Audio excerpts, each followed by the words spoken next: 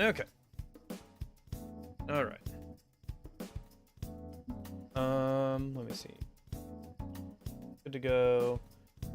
Go ahead and that. Why am I not hearing the sound? Nope. Okay, there it is. Turn it up a little bit. Boop. Boop.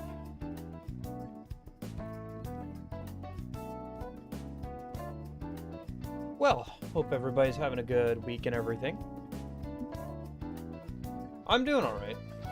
I've been doing a lot of, I don't know, min-maxing for that, gacha game.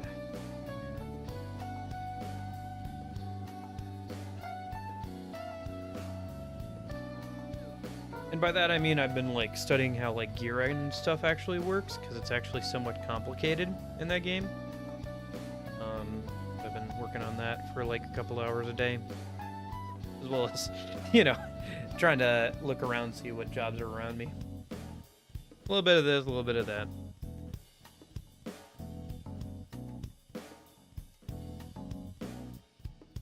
But yeah. Hey, how's it going? Hope you're doing well.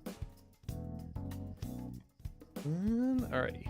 Let me go ahead. I got the lights off. Let me go ahead and open up the horror game. Good work today. Thanks. Ah, thanks for the nice words. How's it going? It's going pretty well. How are you, Union?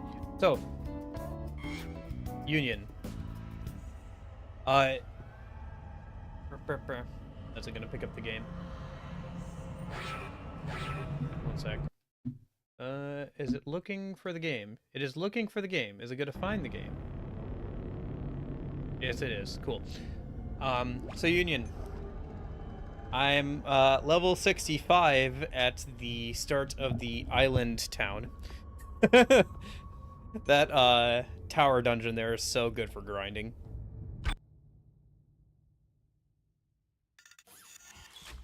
And I think I'm being story gated. I'm almost done with like 3 or 4 different bond rank ups, so getting there. But all right, try not to talk too much about other games while I'm playing this game. Sorry, do I know you by a different name, Garrett? Or has it been a minute since you stopped by? Oh. Just in case. But yeah, it is. The mining subdeck is offline for some reason, Isaac. For some reason? I'll see if I can run a bypass. Always follow mining deck procedures. Keep your rig synced up, read and understand manuals, inspect your work area. Never approach active machines. Keep all shields and guards in place. But yeah, no, it's really good. I've been cleaning up, working on my jobs and stuff. Nice, nice. Yeah, I haven't bought it because I played the original a while, so. Okay. Gotcha. Just never sure, because sometimes people have different names on like Discord versus YouTube.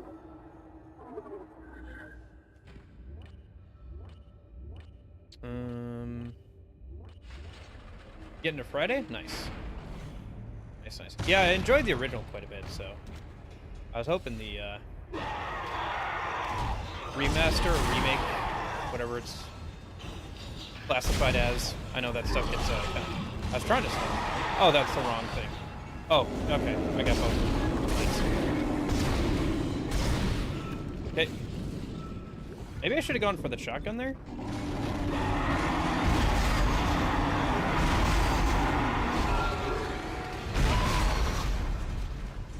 Yeah, that worked a little bit better in some ways.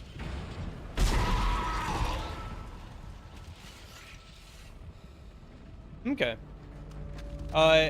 Just answer me this. Is it somebody from one of Atlas's other series, or is it a completely new character?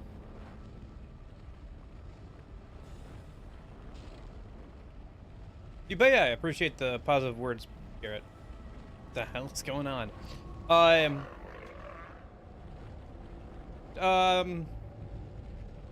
a good question. Basically, we're on a space station where everything has gone to hell. If that narrows it down at all. This is Temple. I found Elizabeth, but there isn't a single space-worthy vessel in the whole goddamn bay. Jacob, hurry up! We need to find a beacon. There's gotta be one around here somewhere.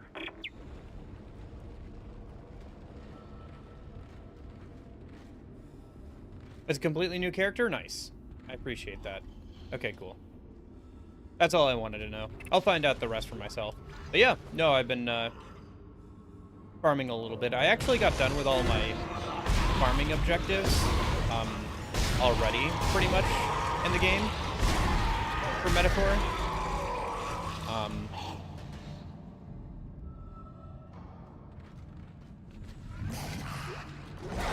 Oh, hello. And they're throwing all kinds of guys at me now. We're in, like... We're at the halfway point, so they're throwing all kinds of enemies at me here. But anyway, yeah, no, I've been working on that, so I've been just, yeah, that's fine.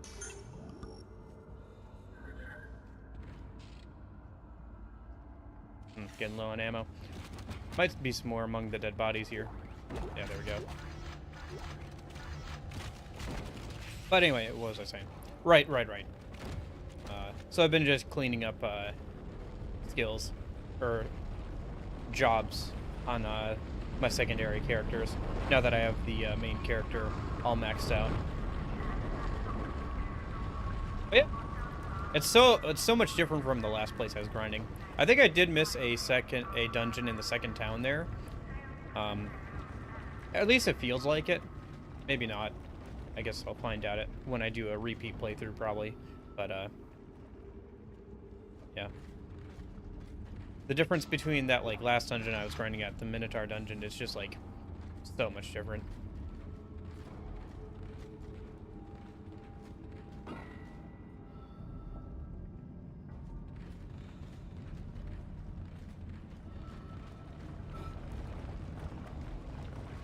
So Garrett, correct me if I'm wrong, but it seems like you've been watching some of my videos or something? Did you come to me for Persona stuff? Because if so, this must be a very different shock. This must be very different for you. But no, it's Halloween. Good time to play a horror game. Oh, hello. What's going on in there?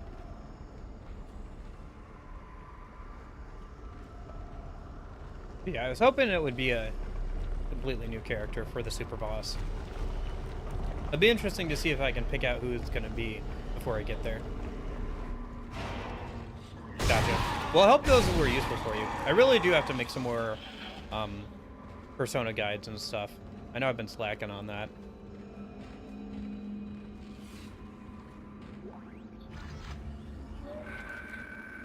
Oh, I'm not reading text logs. Sorry. Usually I'd be fine reading text logs, but I'm just not gonna sit here and do all that right now. Yeah. Let me know if you have any questions about Persona stuff.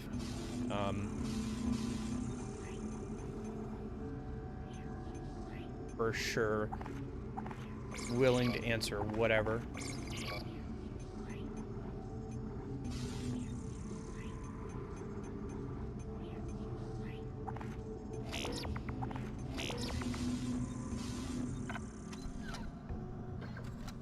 Okay. Yeah, I'm not that much younger than you. I'm gonna turn 24 this year. Nice, nice. Also, IGN gave it a 9. I mean, to be fair, that's like not super. It means less coming from IGN in my opinion, but that's cool. Yeah, it does seem like the reception to the game has been pretty positive. What would Isaac's Persona be? Entering zero gravity. There's a failsafe on the processing control door. It won't open until gravity is restored. But you can't turn on the gravity until those boulders are cleared from the room. Maybe you can dump them into that gravity beam with your kinesis gun. Okay. So, like this? Yeah. Okay, I see. Which means I could probably also dump enemies in there too. Gotcha, cool. Yeah, I'm glad those guides and stuff or videos or whatever have been useful or interesting or whatever. Oh, hello. There you go.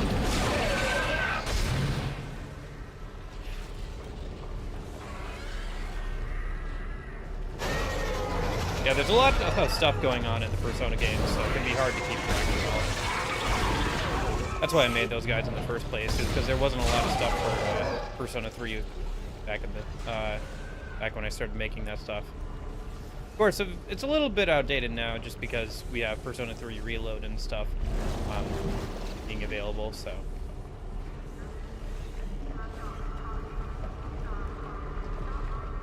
No, I do want to make a couple more things for Persona 3, I think, guides.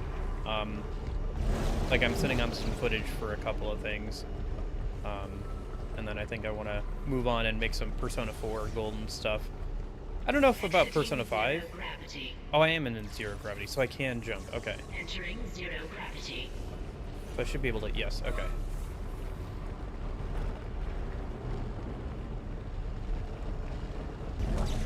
Yeah, the zero gravity thing is kind of fun, but I understand why they kind of switched over to something else for the sequel, because it is a little confusing.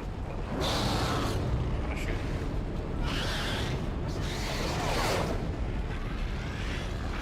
I have no idea where these enemies are. Oh, they're there. Or there's one of them at least. Where am I getting attacked from? Oh, over there. Tron 3. Tron was cool. I enjoyed the original Tron. I remember watching that with my grandpa because he was a big fan of that. The reboot was okay. It was interesting seeing it in not Persona, but Kingdom Hearts. I don't know, unlock. Probably something worth being in there. Gotcha. Interesting. Yeah, I think I've already missed one side quest because I just don't want to go back to the Minotaur dungeon, and I didn't pick up the quest beforehand. But, yeah. Something to look forward to on repeat playthroughs.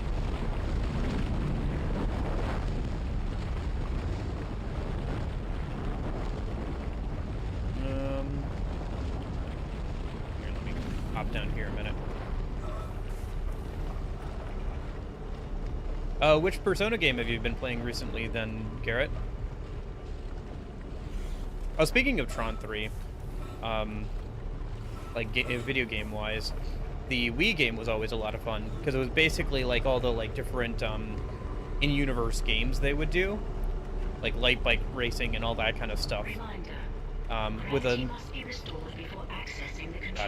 with a like small story mode with it, and that was a lot of fun. There's also like an Xbox 360 one for the reboot that was kind of interesting. I own that, but I haven't played it yet. I don't video game? Oh, okay. That's a little surprising.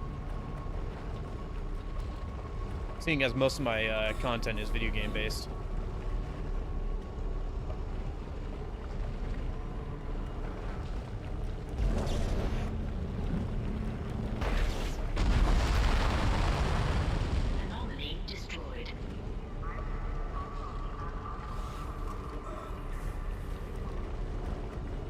Okay, was that all the rocks? Did I miss one? I think that's everything. Reminder. Gravity must be destroyed before accessing the controller room. Yes, okay. So where is there a panel I have to do? Maybe over there?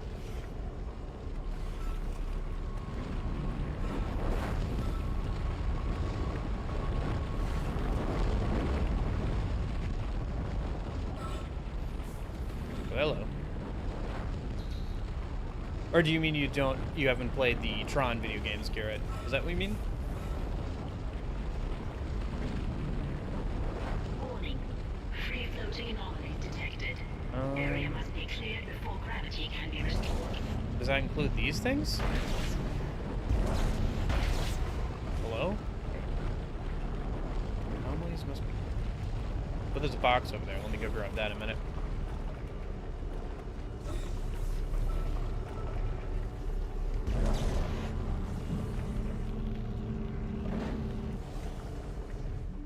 Oops.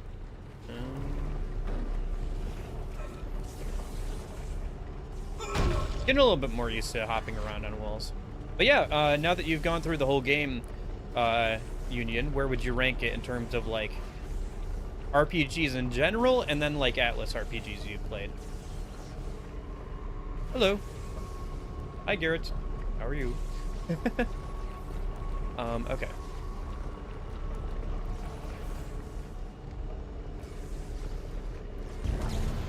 Do I have to throw these things into the furnace? Or is there, like, something else that I need to do here? Here boulders before restoring gravity. Where is the last boulder? Where's the boulder? Maybe if I look from up here, I'll get a better idea. Oh, there's one over there. Okay. Nice, nice.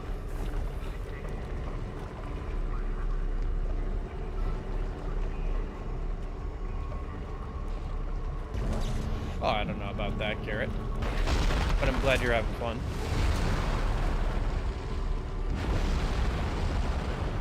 All free floating anomalies destroyed. Nice. Gravity can now be restored. Well, that's cool. Yeah, it seems like it's getting a lot of, I don't know, it's been interesting because, you know, I've been keeping up with all the Atlas releases, and this is, like, the first one that I've been around for where it's like everybody's hopping on board for this one, you know? Like, there was some people playing, like, SMT5 when it came out, but not as nearly as many as this, obviously. Gravity restored. Access All right. granted.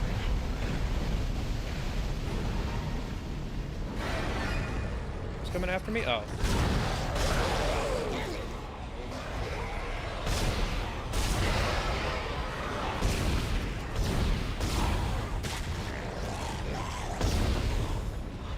Oh, is he still coming after me? Oh, no, I accidentally blew up his chest.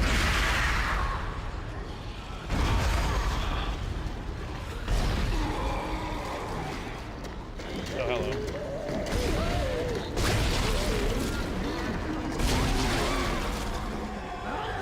Oh, jeez. I saw something moving, but I couldn't turn in time. Must have been one of the exploding guys.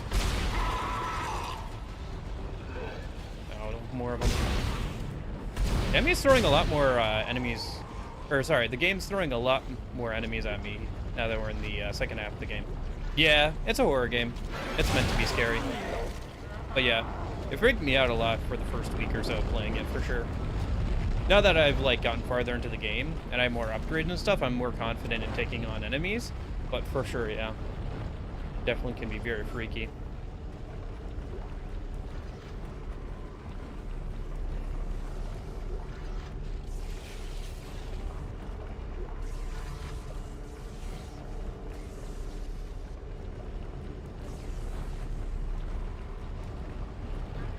They're taking a lot more health out of me, too. Well, we should be able to get the next tier of suit upgrade here soon. So I'll keep trying to save up for that, and that'll hopefully reduce some of my incoming damage. Hey, Wafer. How's it going? That's wafer sticks, right?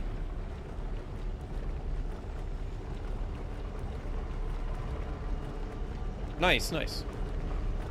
Yeah. I got something for myself. I ordered some things for myself since my birthday's coming up. Maybe I'll show you guys if we do like a birthday stream or something. Yeah, yeah.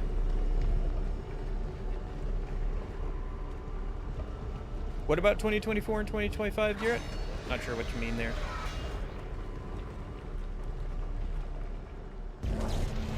Oh, I didn't want the body. I wanted the item. That's suspicious. I can't pick that up with,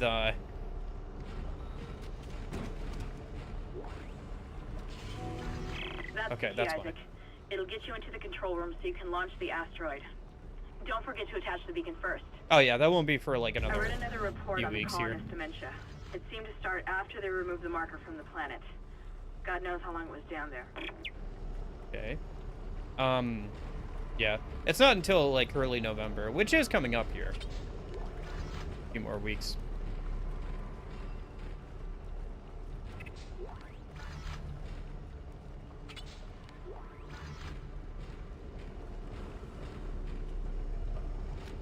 Yeah, we are coming up on the new year here.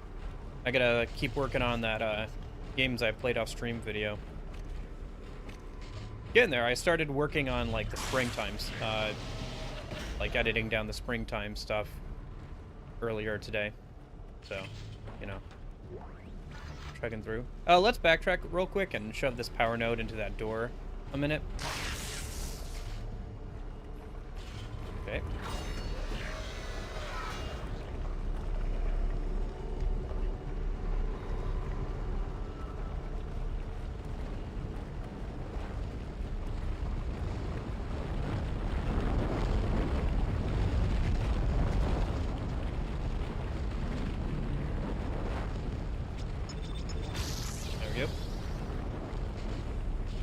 See what goodies are on the other side.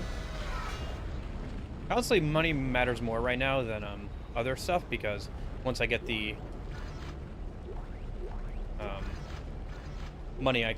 once I get the blueprint to be able to buy the next year suit, it's going to be pretty expensive. So I'm doing pretty good on upgrades. I just need the money.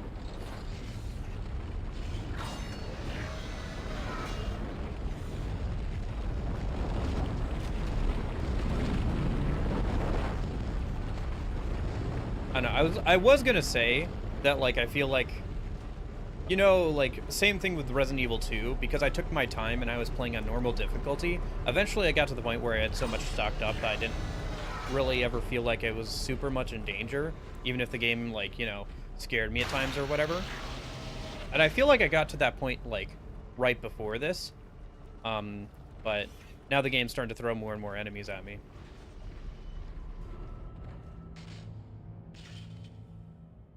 So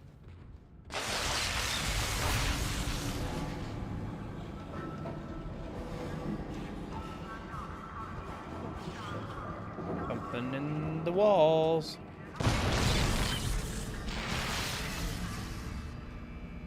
Okay. That's not ominous at all.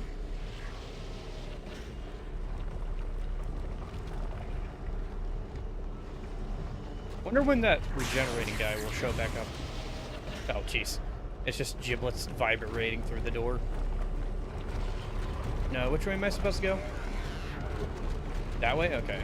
There's a store up ahead, though. Yeah, I bet once you got, like, really good at it. I never did do the clear route.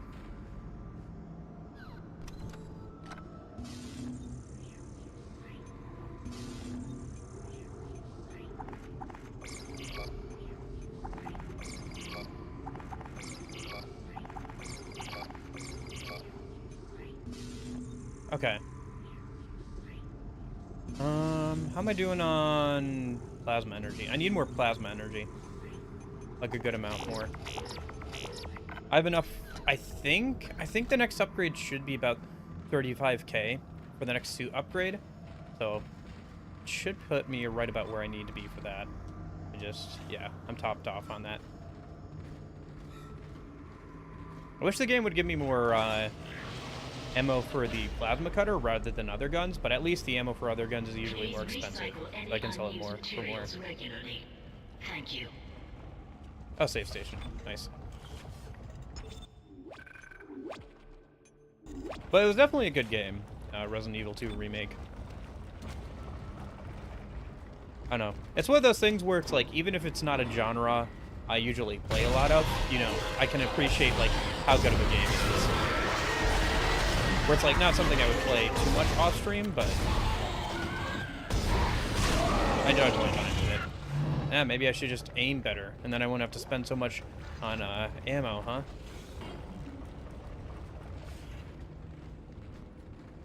Getting a little sloppy.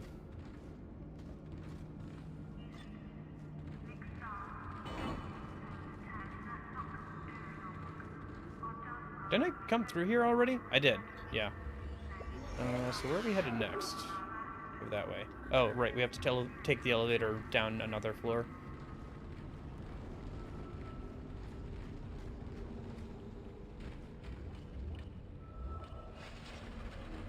Down to maintenance.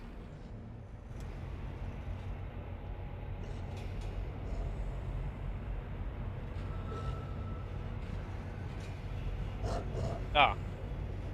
Is it gonna jump out at me?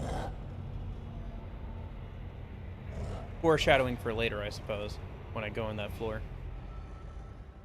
Since that floor is locked right now. Oh, hello. We're back in the fleshy parts of the... Is that explosive? Yeah, it is. Alright, good to know.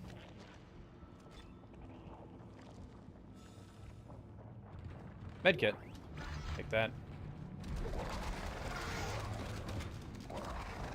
Oh, the infectors.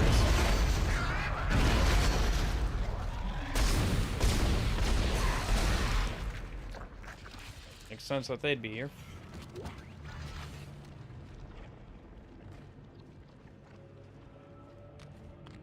Where'd the other one go? Ah!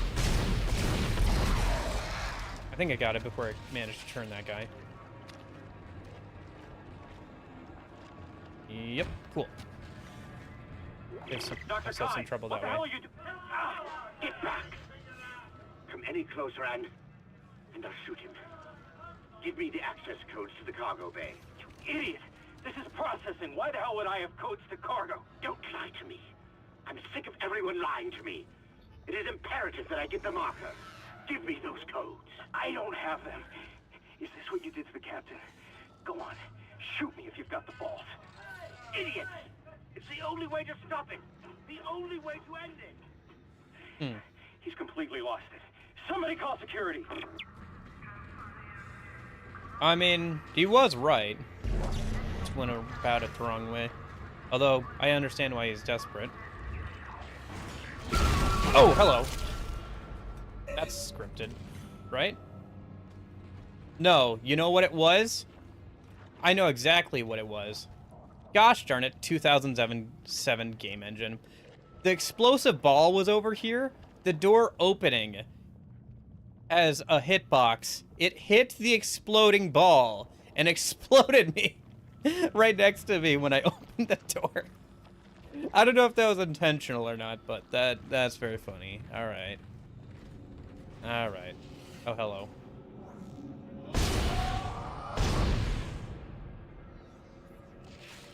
Okay. Well, it stopped moving, so I'll take that. I'll live with that.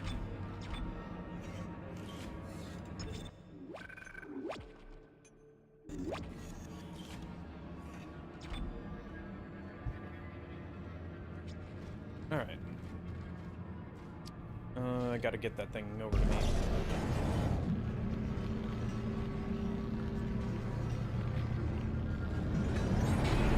Yep. Oh, why do I get the feeling more enemies are gonna start spawning here? Not that we just had a save point. Oh. Baby tendril things.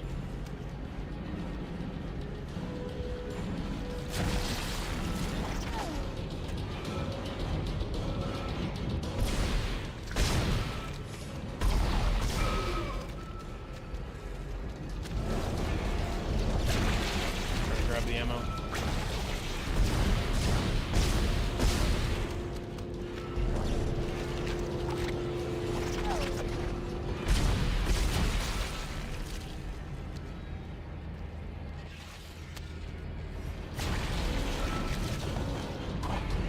Where? You know, I feel like I've probably missed some jump scares just because I don't know where to look.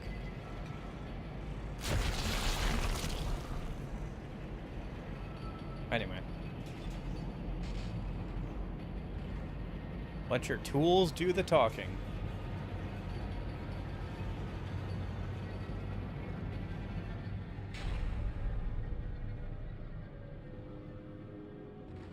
Oh? open?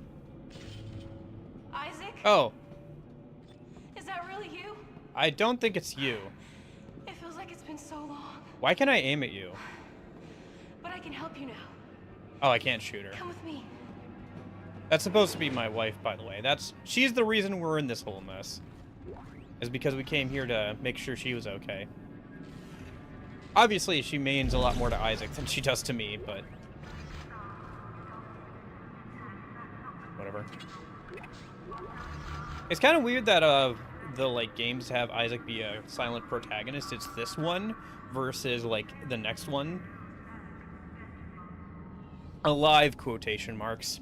Alive quotation marks. Because if he could talk, maybe I would be able to empathize with his, like, desire to find his wife more. But, like, since he's a silent protagonist, I really don't have any attachment to his wife. The same way he does, obviously. The beacon's in the storage room next to you. I think I could disable the lock from here. Hold on.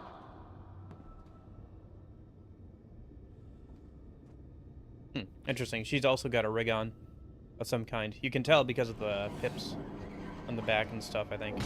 Oh, hello.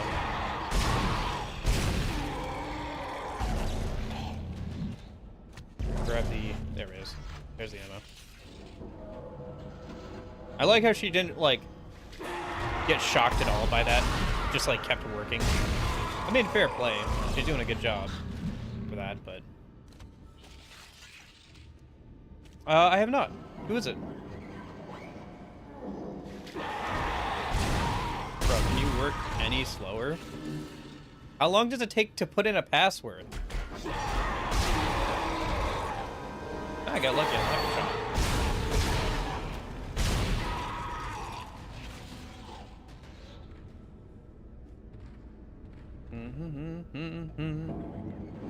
Oh, here come more.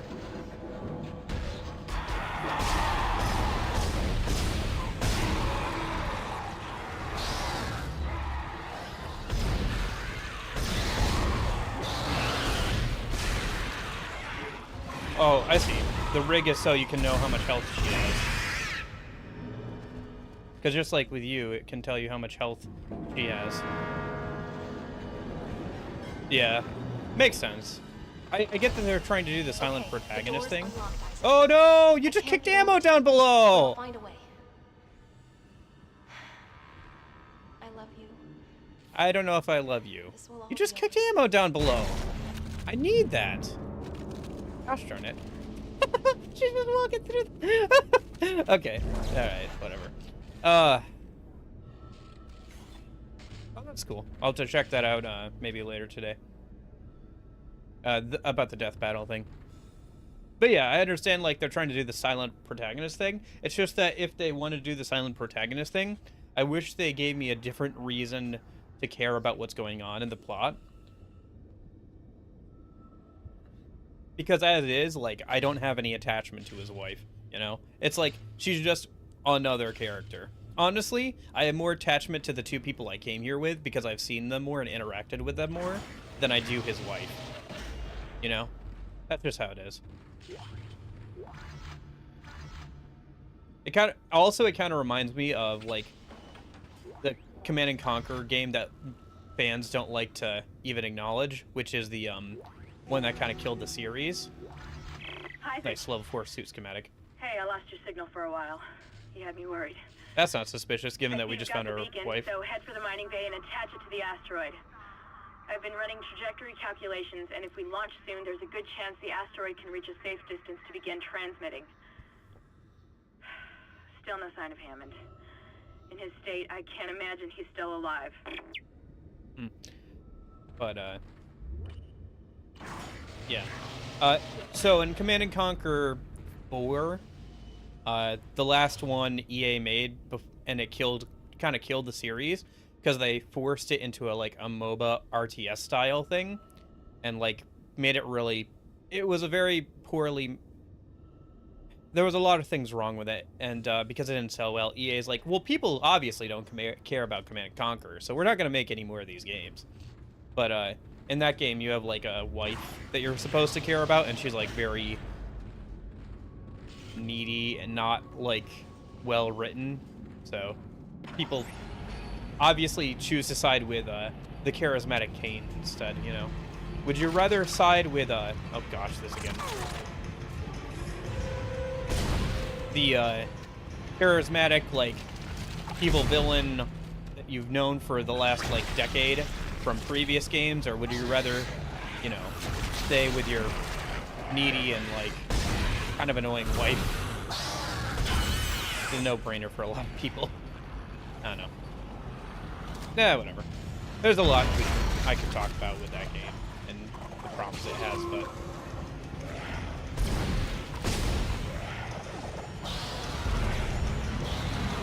My goodness, I'm completely out of ammo for the, oh, I forgot I gotta press R, right trigger from yeah. Why is the game still giving me more, like, shotgun ammo when I, like, have no ammo for my plasma cutter, which is, like, your main weapon? Oh, gosh.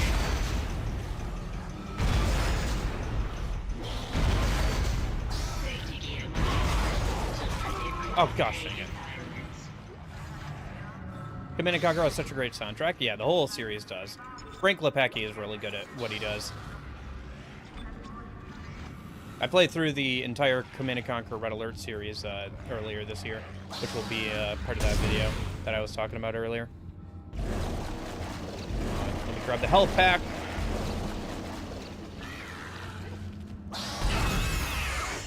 Come on, game. Give me the health pack. Give me that. Can I get this thing to move across again? Yes, I can.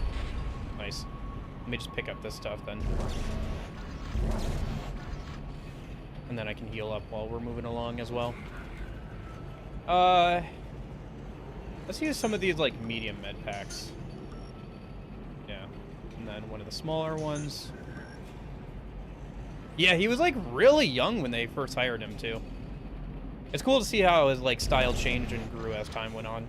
And, like, the different vibes between, like, the Tiberium Sun series and the Red Alert series and everything. Honestly, the soundtracks for those games make those games, especially the earlier ones. While revisiting, like, Red Alert 1 and stuff, I noticed, like, how dated it was compared to, like, Red Alert 2. And even Red Alert 3 is a good amount more fun. Red Alert 3 is interesting because it's, like, one of the only RTS games that has, like, a co-op campaign built into it. There are mods for certain RTS games that have, like, that make them co-op campaign, but Red Alert 3 is one of the few that I know that is built in. It's a shame that, like, on PC, the client for, like, connecting with other people was Games for Windows Live, which is obviously dead now. So trying to, like, actually properly set up a multiplayer game is, like, kind of hell. But there are, like, community workarounds,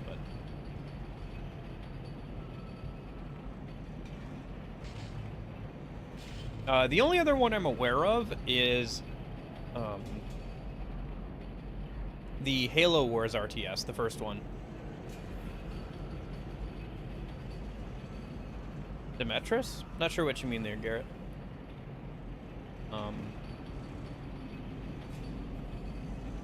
But yeah, the Halo Wars RTS that was on the Xbox 360, and then later it came to Steam and stuff. That one has, like, an co-op campaign as well, or at least you can play its campaign co-op. I think there are some, like, co-op missions you can do with Red Alert 2, but they're kind of like, it's not the main campaign, you know?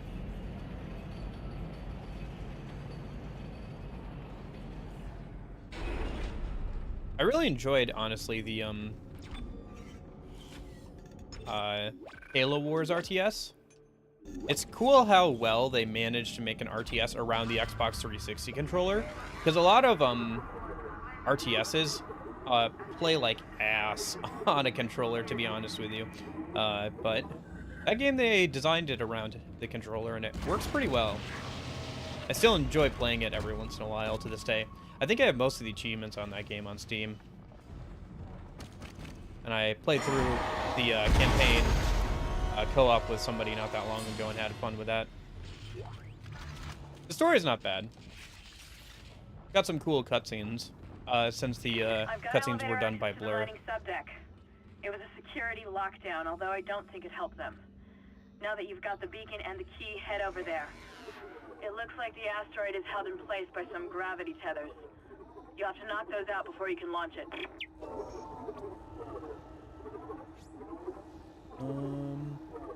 Let me just head up.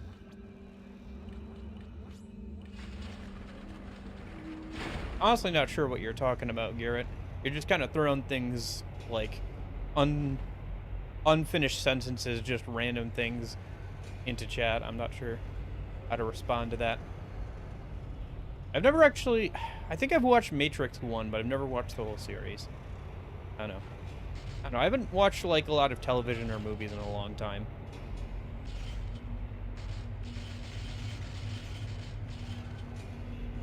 Which is weird, because I watch, like, so much YouTube. Just so much YouTube. But, I don't know. It's usually while I'm doing something else. Or if there's, like, something specific I want to learn about. Like, I need to watch a YouTube video on, like, taking apart, an original Xbox's, like, disk drive. I need to do that soon, so I can do that with, an original Xbox I have and clean it out, hopefully get it working again. Alright, let's get that, yes, level 4 suit. I have enough for it right now. Go for it. Nice. That will be very useful. So does it really just armor up his, like, left side now that the right side is completely armored up? Yeah, looks like that's the way it's going. That's fine. I think the helmet changed a little bit. Yeah. The back changed a little bit too. Interesting. Alright. I wonder how much the level 5 suit will cost. Probably like 40 or 50. Somewhere around there. For now, let me sell them stuff I'm not going to hold on to.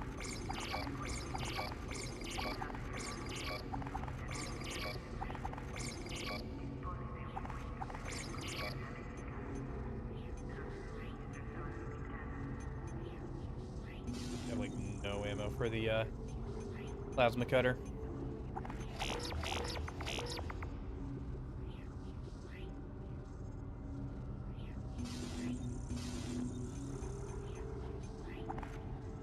Yeah, I've heard good things about Samurai Jack, but it was a little bit before my time, and we didn't have cable, so like I wasn't quite old enough to watch it when it was like popular and stuff, like the original or anything, and we didn't have cable to watch that kind of stuff anyway. Let me use the bench over there, save, and then we'll head back down to the next story beat. I just wanted to take a minute to... I think there is some stuff down there where we could have done this, but whatever. I have 2 nodes. Do I want to save up for 1 more node and get the final HP upgrade? I kind of do. Because, like, otherwise I can put, like, 1 more point into reload and start working towards the next upgrades, but... I think I'd rather just, like... save up for 1 more node and get the final HP upgrade. Yeah. Alright.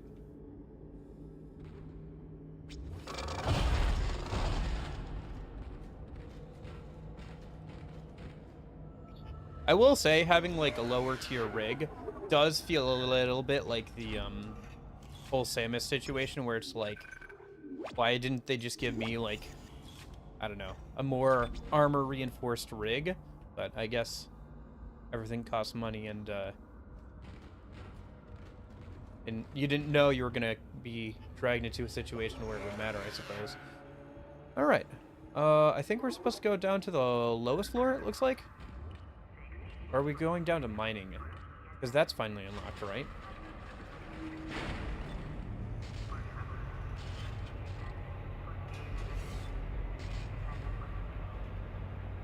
Yeah, it's interesting how Samurai Jack kind of did the Adventure Time thing where it matured with its audience. Where, like, with Revival and stuff, I think it's supposed to be a good deal darker or more mature than the original.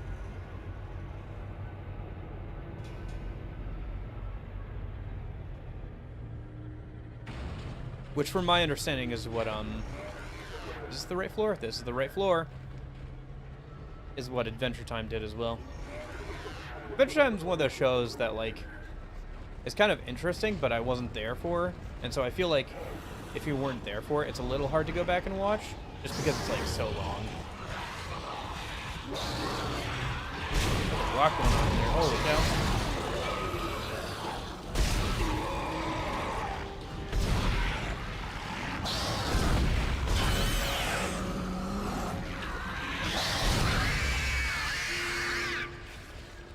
Alright.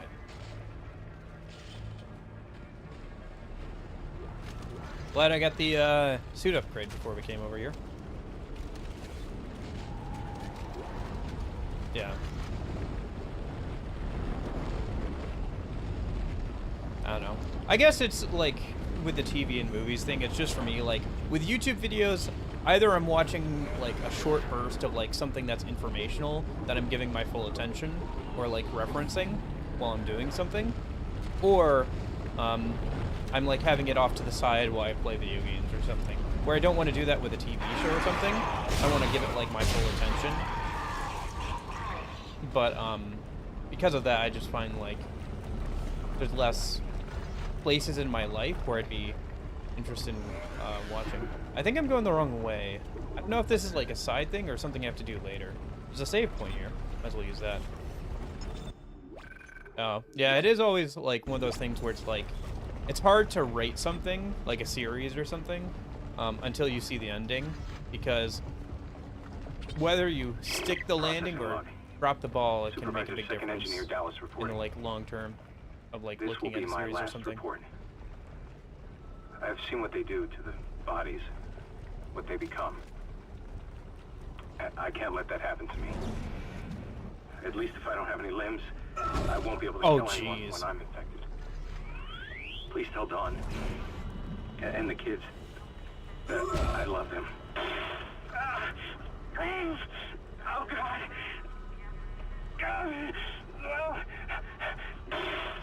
Ooh! One more. He cut off it. Oh, that was the one that was crawling towards us earlier, wasn't it? The one that already had most of its limbs gone. There was a guy who cut off his own limbs while he was still cognizant and alive, so that way when he was taken over, ooh, that's rough, buddy. Yeah, audio logs can be pretty good for certain types of storytelling, for sure. They can get a little annoying sometimes, but it's nice that, like, if you can, like, walk along and, like, listen to them. The only time it becomes annoying is, like, when you're trying to, like, pay attention to the story, or, like, you're trying not to move around because you don't want the story to proc and, like, start talking to you while you're listening to an audio log.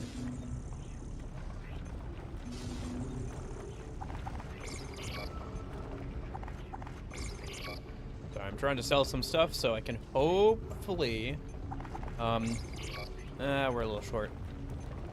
I could sell this for another node, but I'll hold off for now. Need a little bit more before I can get that last upgrade to the suit. Or node upgrade, I should say. Alright, let's save and then head the way the game wants me to. I have a feeling we'll come back here later.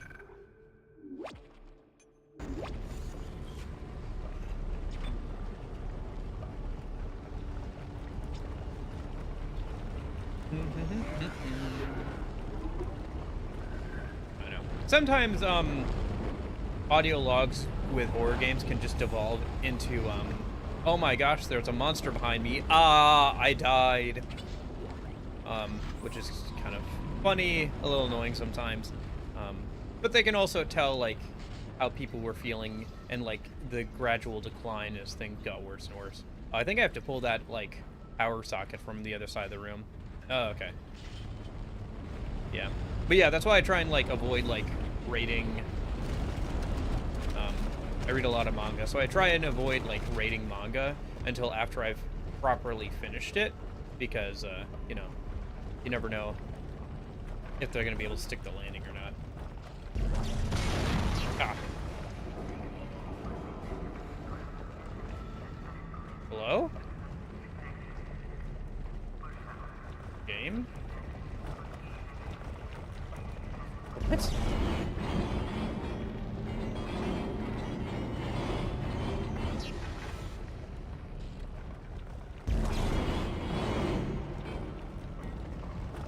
Gonna spawn anybody a minute? Okay.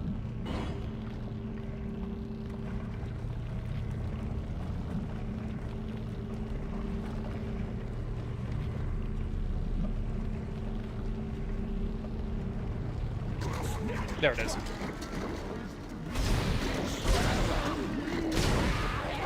Oh, it's a charger too. Yeah.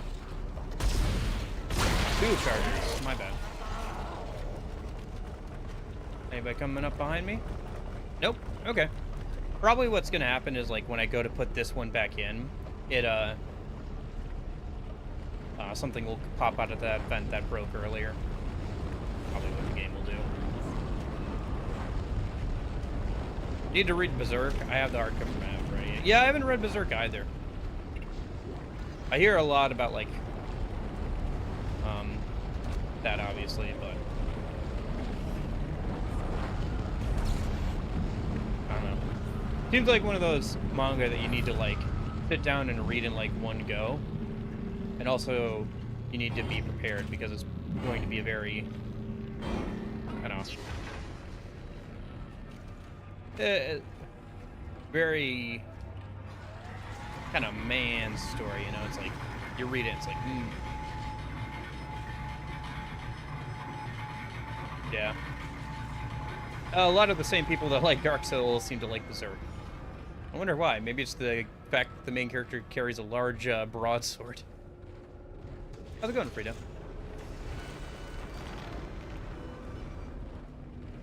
Frido or Frito? I assume it's Frito. Or it could be something else. Ah, good old English. Yeah, that makes sense.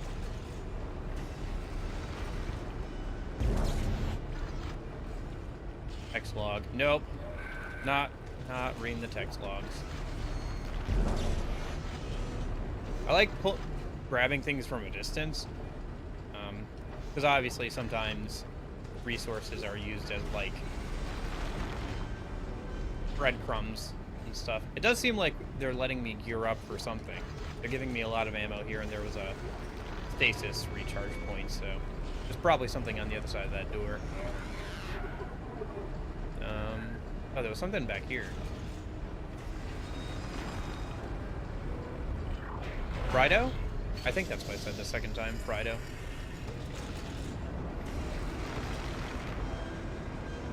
Entering 0 gravity. Oh, hello. That's a big one. Is that what we're attaching the stress beacon to, I guess? Because the idea is we attach like a stress beacon to, I think, the meteor. We send out the meteor past the belt, which is stopping us from communicating. Oh, hello. Pure upgrade of the usual guys.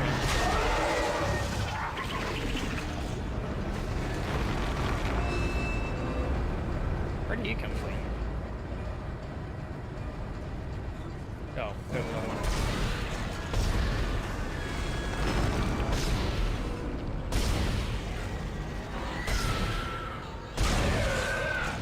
Okay.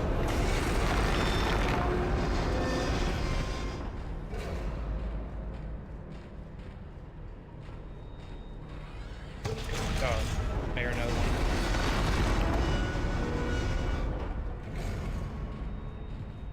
I think I do.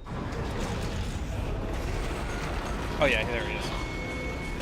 Wasn't sure if that was the meteor or another one. Probably intentional. The loud sounds of the meteors allow them to sneak up on you a bit easier, and they keep spawning the closer you get to the control panel. At least I think that's what's going on.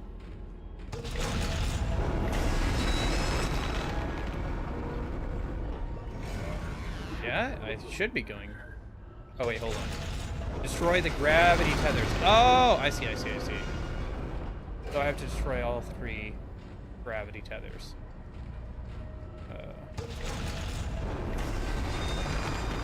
So can I, like, interact with this panel and do that, or... Asteroid release.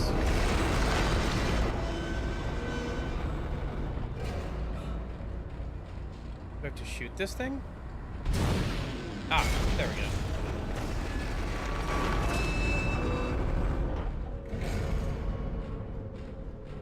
That's one of them. Oh, I see.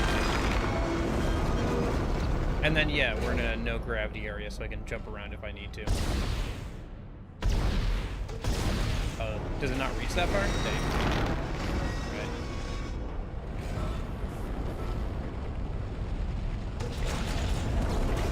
Can I reach that? Yeah, I can. Nice. More ammo. Alright. Can I get it from here? Oh, I see. I have to shoot the exposed parts. I think I just got lucky. Oh. I just got really lucky the first time. Okay. I see.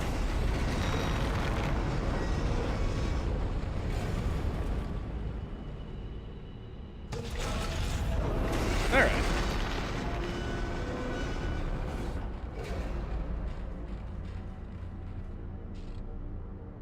Yeah.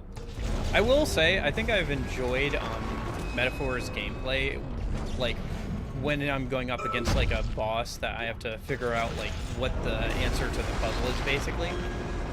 I do feel like that out of all the Atlas games, Metaphor's gameplay feels the most like SMT, because like SMT, you have party members that are more flexible. The press turn system, but despite them being flexible, they can't do everything, you know? Okay, so where are the other tethers?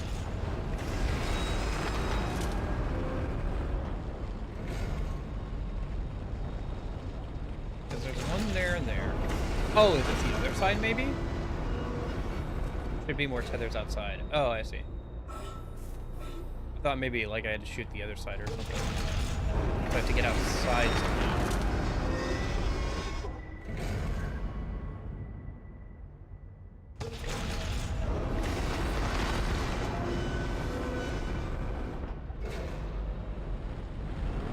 Let me see if I can get down here a minute. Get my bearings. Yeah, we might have to go outside somehow. How would we get outside? Do we jump from, like, the angle since we're in gravity? That would explain why we have to be careful with that. No. Oh, I see. I think I have to get on the walls, and then I have to time it right because I have to shoot through the thing that's rotating around the asteroid. Yeah. Okay.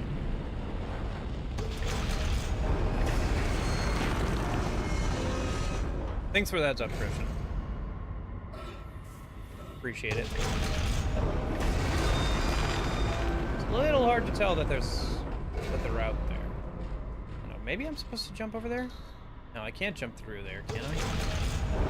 Maybe if I time it right. Definitely over there.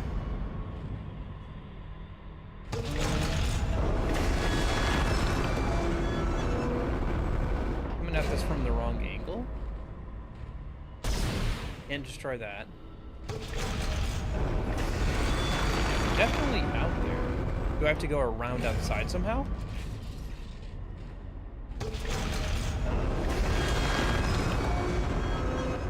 Let me take a look at the map. Maybe there's like a way outside somehow?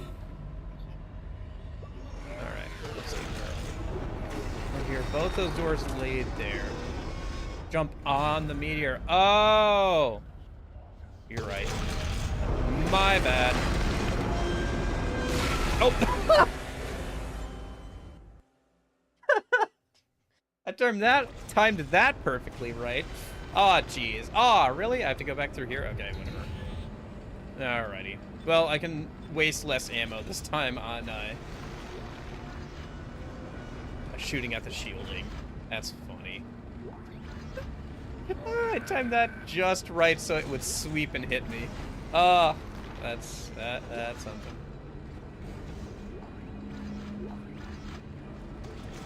Alrighty. Well, at least now I know what to expect. I know. It is one of those things where, like, you go back and you play, like, the, like, mid-2000s games with their, like, engine and stuff. Their physics engines, and man, sometimes you get some really hilarious outcomes. I know. There was just something about, like, the over-exaggeratedness of, like, people, like, flying off into space when you, like, punch them or something sometimes. Like, the random mistakes or whatever you want to call it of the, like, early 2000s and, like, mid to early 2000s, like, physics engines. I don't know. There's just something about it, like, yeah.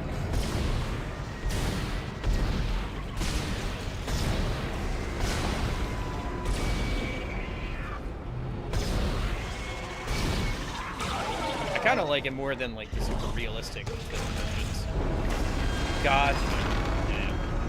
Yeah, I think I did that with the second one. I just got really lucky with the first one. I didn't realize I had to aim properly. So I wasted a few shots on that. There should be one. Yeah, there he is.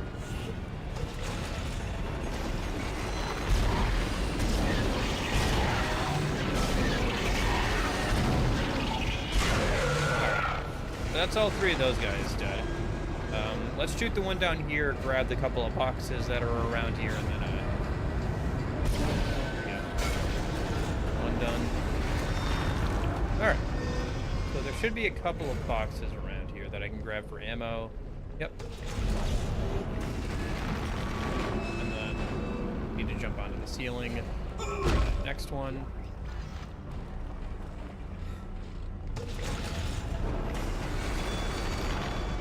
I wonder if I could slow down the thing that's, like, going over the surface of the asteroid, too. To give myself more room to jump onto it without getting, like, pulverized. Where's the box? There's the box. Right in front of me.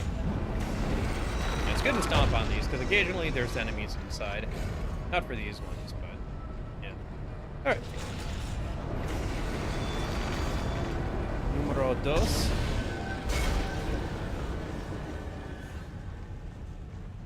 But yeah, let's see if I can do this without killing. So, can I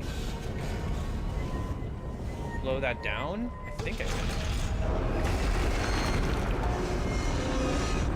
No! Okay.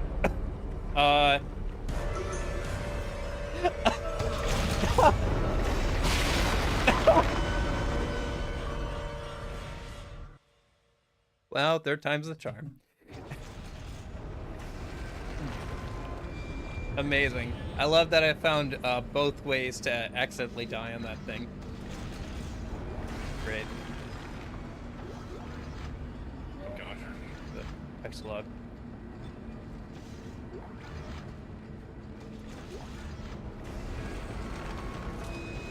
It's amazing. I love how I just, like, kind of froze there for a sec, and then the game was like, oh, yeah, you should probably be dead. Entering zero gravity. So I think the first one usually...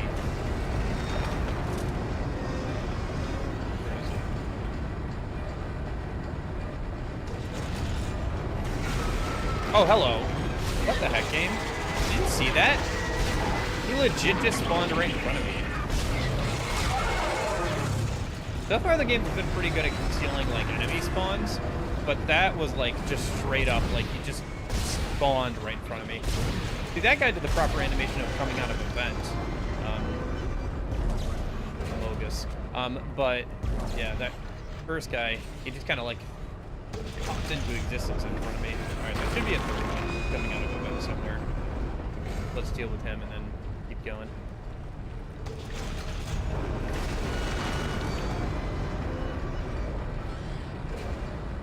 Internet's been super nice today and Sunday. I'm glad that I haven't had to worry about that the last couple of streams.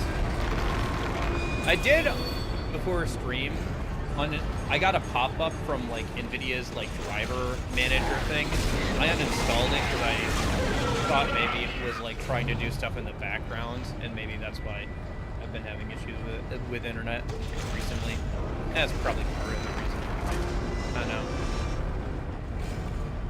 It is annoying when you like have to install something to fix something like that, because I had to install that to fix something with like a certain game I was trying to play at one point, and then like I just left it installed, and it was probably trying to do stuff in the background or whatever, like just unscheduled updates or whatever. I don't know, maybe not. Maybe I'm just being paranoid. It just feels like it. Alright. There's another box. Hop on it. Grab that. I wonder if there's a place I can save nearby. I don't think there is. Let's say, before I like kill myself again. But yeah. Too bad it doesn't autosave after you destroy these first two.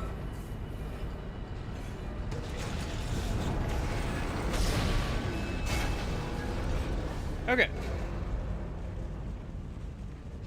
So can I not slow down, like, that stuff? I can slow down the, like, rotation of that, but...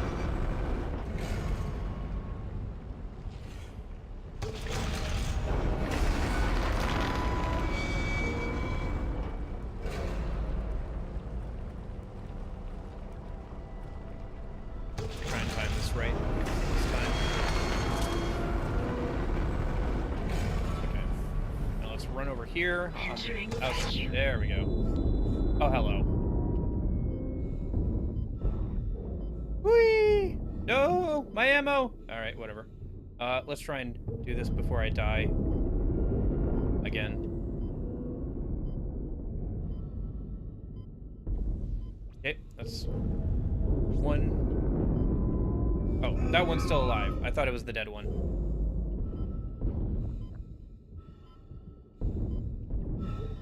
Okay, grab this time before it flies off. Hello? Oh, I'm placing the beacon. Right, I needed to do that. Okay, I was just spamming A, trying to reload, but fair enough.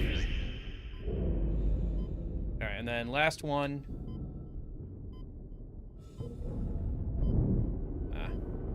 Warning. Payload 8772 is no longer Jump. I'm no longer tethered. Okay. Mission successful, I think. I don't know if sending out a distress call to bring more people to us was the right call, but, you know. Mission successful. Yeah, just head back, right? Yeah.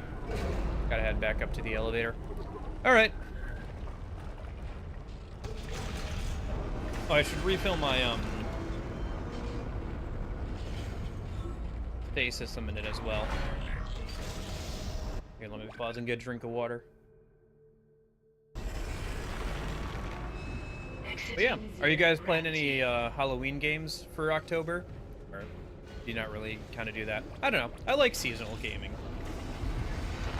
I don't know if you can tell between this and the Valentine's Day streams and stuff like that, but I like seasonal gaming. I like to play games that have some sort of like correlation with like the weather outside. Like I think this winter I'm gonna play like oh shoot, was it? It's like a winter survival game. I can't remember what it's called off the top of my head. I want to say like, no, it's not The Hunt or whatever. But yeah, I don't know. I kind of like that kind of stuff. Doesn't mean I won't like play a game out of season or something, but it's kind of fun to do that kind of thing. Like I think next summer I want to play Red Dead Redemption one. Although I hear that's supposed to be getting a PC soonish, so that'll be fun. Maybe I'll play that version, or I'll play the version I already own. That's oh gosh darn it! Mistime that. Thank goodness, like fire actually does not do that much damage. Yeah, especially like stuff like Cage 2. Makes sense.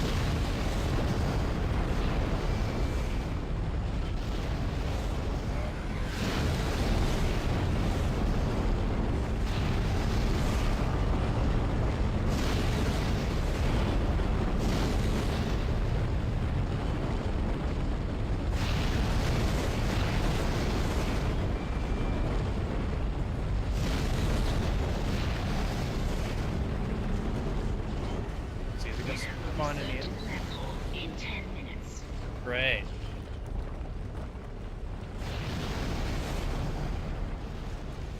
Yeah. Otherwise, I think I'll try Pikmin this next spring and stuff. I don't know. They're definitely games that, like, have a certain vibe to them. Or, like, have a certain time of year that they kind of, like, draw inspiration from or take place in.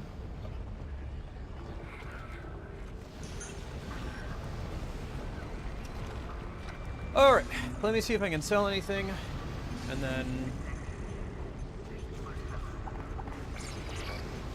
I need more ammo for the plasma cutter, probably, yeah. And I should be able to grab one last node for the suit upgrade. Yep. There should be a bench right behind me, too. Yeah. Right over there by where we have to plug in that node. Or not.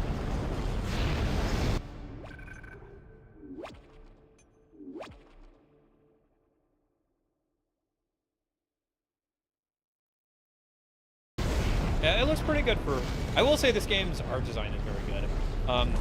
It looks pretty good for a, like, 2000s, like, 2007, 2008 game. There's obviously a remake, or, well, I guess not obviously, but there is a remake. Maybe obviously is actually a good one at this point. There have been a lot of remakes of games from this era. Do you think we're getting, like, too quick with remakes? Like, this game did not come out that long ago. Like, I understand remaking games from, like, the 90s and stuff. But, like, I don't know. I guess we are, like, 20 years on from, like, the early 2000s or so. We're starting to get there.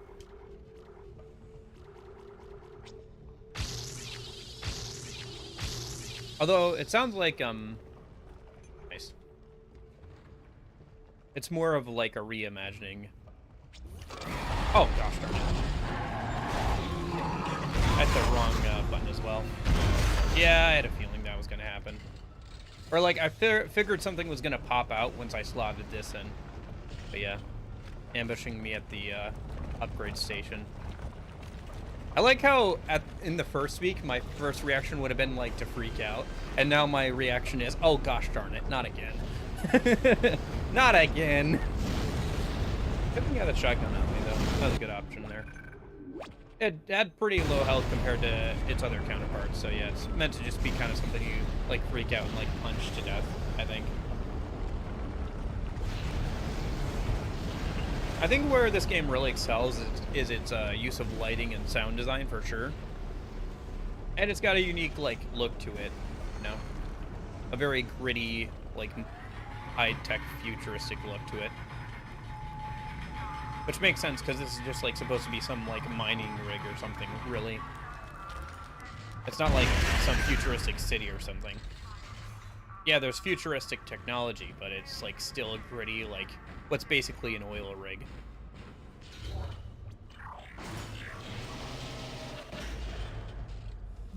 Don't trust that.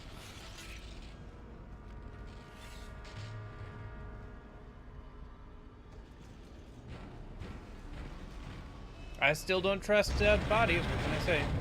Okay, so that's the asteroid release. Let me grab this stuff first. Oh, there's another power node. Alright, whatever. I'll put it into the shotgun when we stop by the bench again. Because I think I need... Yeah, after the next upgrade, I need another couple of power nodes before I can get to the next upgrades. Payload 8772 launched. Beacon's on its way. All Nice. functions normal and broadcasting wideband.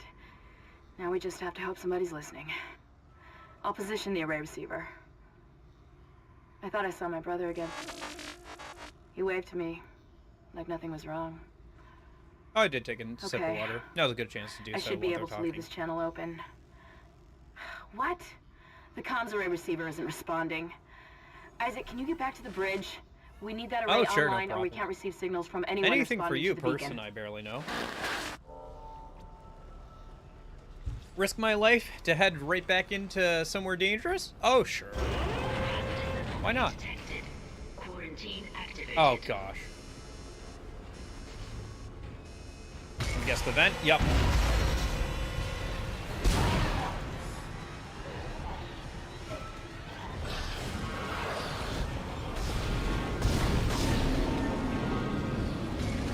Oh, gosh.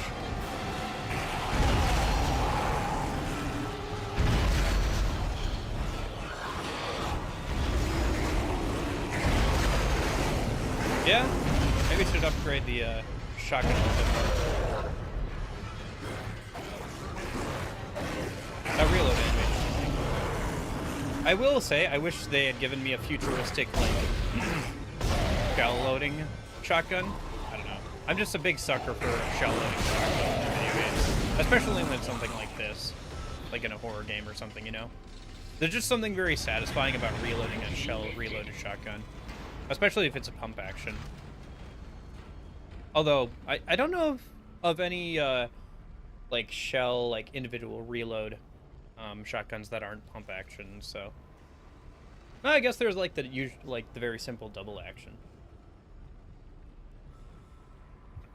I've also been thinking about replaying the Metro series this winter, just for the simple reason that they have that, like, one revolver shotgun, the Shambler or whatever it's called. I love that shotgun. I love it so much. Would you count the, like, first two Metro games as, like, horror games? Not really, I guess. They're horror-esque. There are definitely elements of horror when you're down in those cramped, like, tunnels and everything, for sure. But it's not like they're straight up horror. We need the Halo Needler. Yeah, Halo Needler's fun. It's too bad the series never leaned into the whole, like, spikes in the face with its melee animations.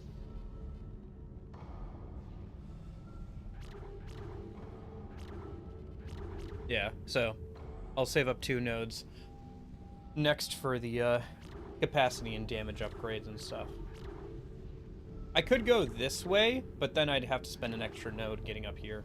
So if I put one here, I can get the reload, capacity, and damage upgrades. Yeah, I don't know. I don't think there's any energy shielded enemies.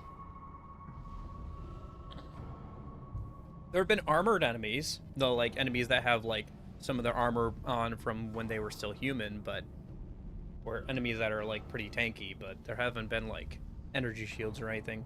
That was always something that was like really hard to deal with in the Halo games, is like when you started getting to higher difficulties and dealing with like elites that had turned and still had like their energy shields and stuff.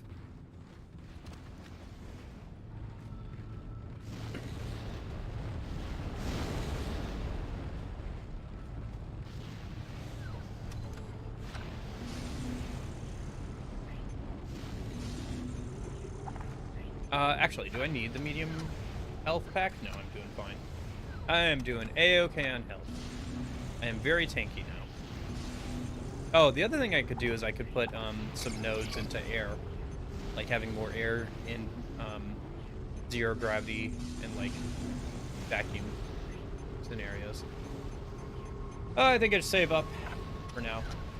I think I'm doing okay on ammo. Alright, let me go ahead and save, and then I think we have to start heading back to the bridge, she said. So it sounds like we're almost done with this chapter. We're doing that time. We're doing okay. Halfway through stream. See if we can get through most of the next chapter here. depending on how long it is, I suppose. Well, when do you think that one guy is going to show back up again? Or what's left of him, I guess. Oh, come on.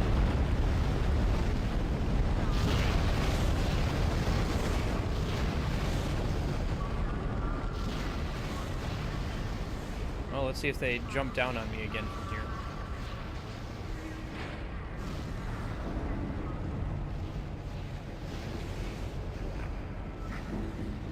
Yeah.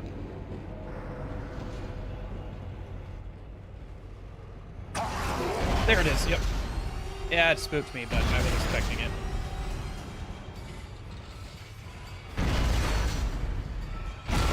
Oh, hello.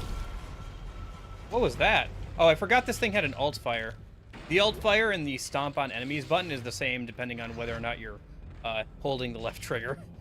What's the alt fire again? Oh, it's a grenade. Yeah. Yeah, okay. I should remember that. I just shot a grenade in my face. I didn't take too much damage from it, thankfully, but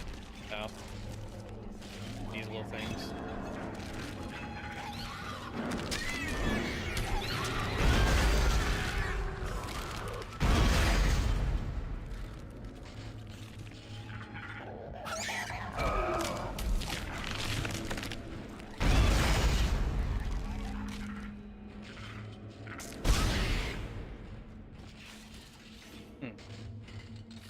I was wondering if those are infection forms. I think they are, but there aren't any corpses here for them to deal or like to infect, so.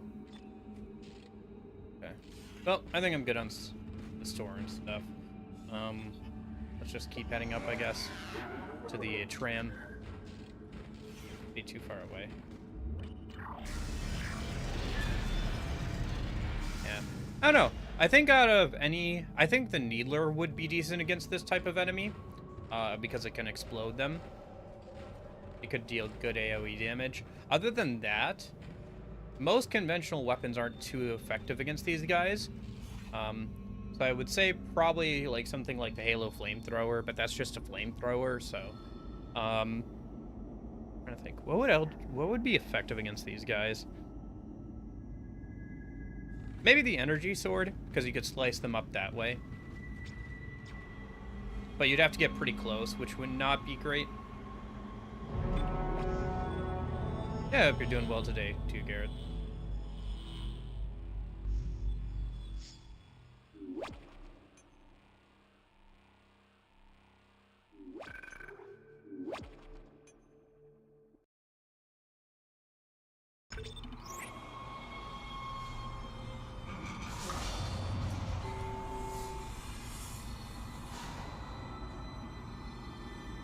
Okay.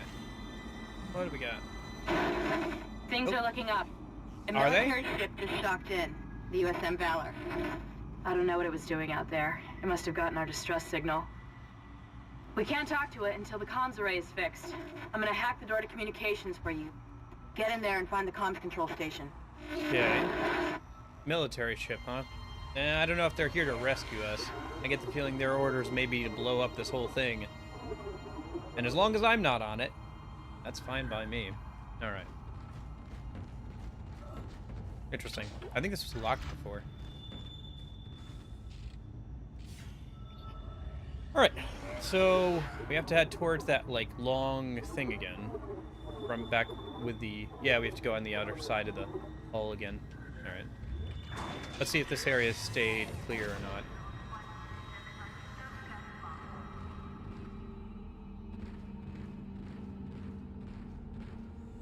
Tentacle burst through there earlier, so there's a decent chance we might see a tentacle.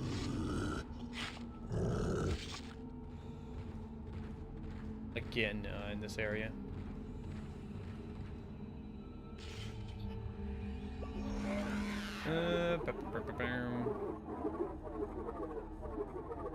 Right. This is that, weird, wonky one where, like, the center of the camera on the, map is, like, really off-centered. A little hard to see what's going on in certain sections of the, map here.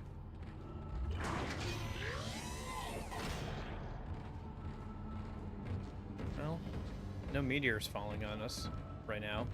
So that's good. Very quiet, though.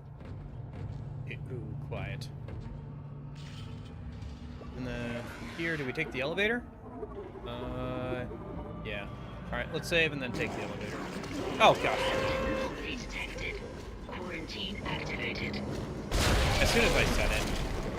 As soon as I said it. Never should have said it.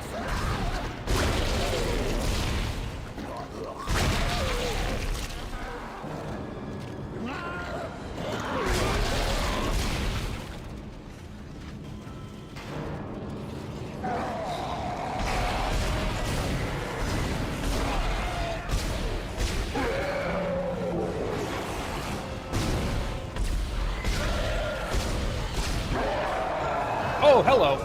Where did you come from? Come on, get off.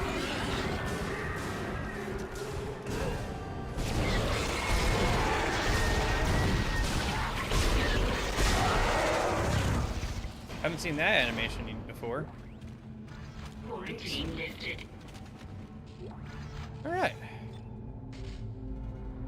Well, any fight you can walk away from, right?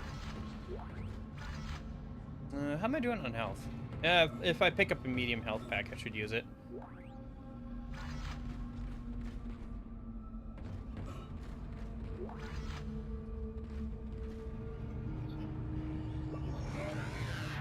I don't have a medium health pack, do I? No, just the largest. Save those for when I get a little lower in health.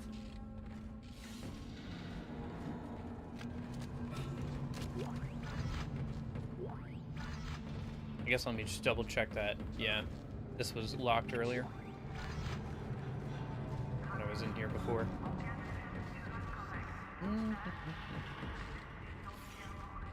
So is that. Interesting that the game like keeps some things locked for them to be opened later on a revisit. There's another large med pack. I think that puts me at 3, right? Yeah, might as well use one. Okay. Still have 2 more left. Alright, let's save and then head up the elevator then. It's kind of funny that if you ever like backtrack or something, like no new enemies really spawn. For obvious reasons. But like if I went down there and like walked around in there just to see if there was anything down there that I missed or something, like unless we're supposed to go down there later, no new enemies would spawn. I don't know, it kind of like gives away the fact that like only certain areas have enemies, you know. Isaac, the door to communications is open, but I've been getting some weird feedback spikes on the local comms. I think someone's listening in on us, so be careful. Maybe that scientist guy again? See if that regenerator guy shows back up again. Alright. More ammo. Not sure if that was there before. Did I miss that last time? Maybe. Oh, there was a medium med pack.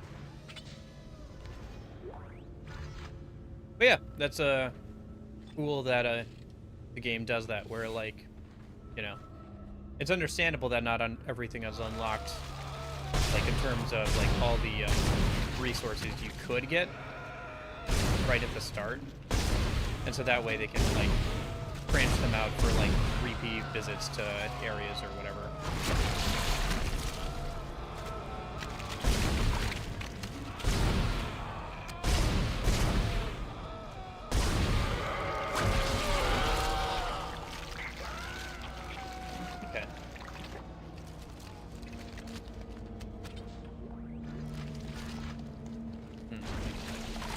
I really wish it would give me more ammo for my main gun, though.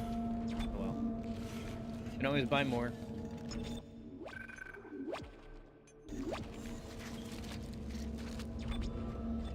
Here's something squirming still. Oh, it's another one of them. Those guardian things.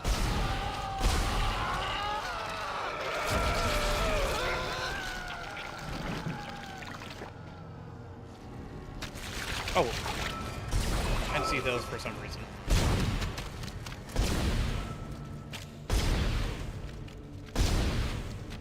Probably.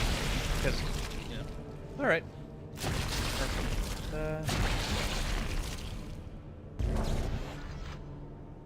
Cool.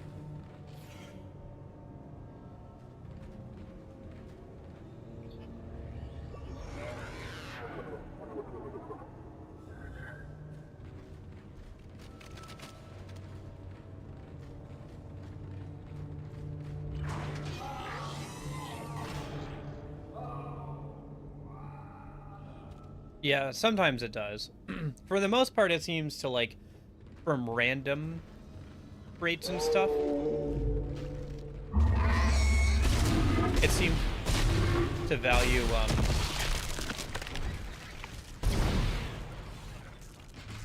cure and infection forms.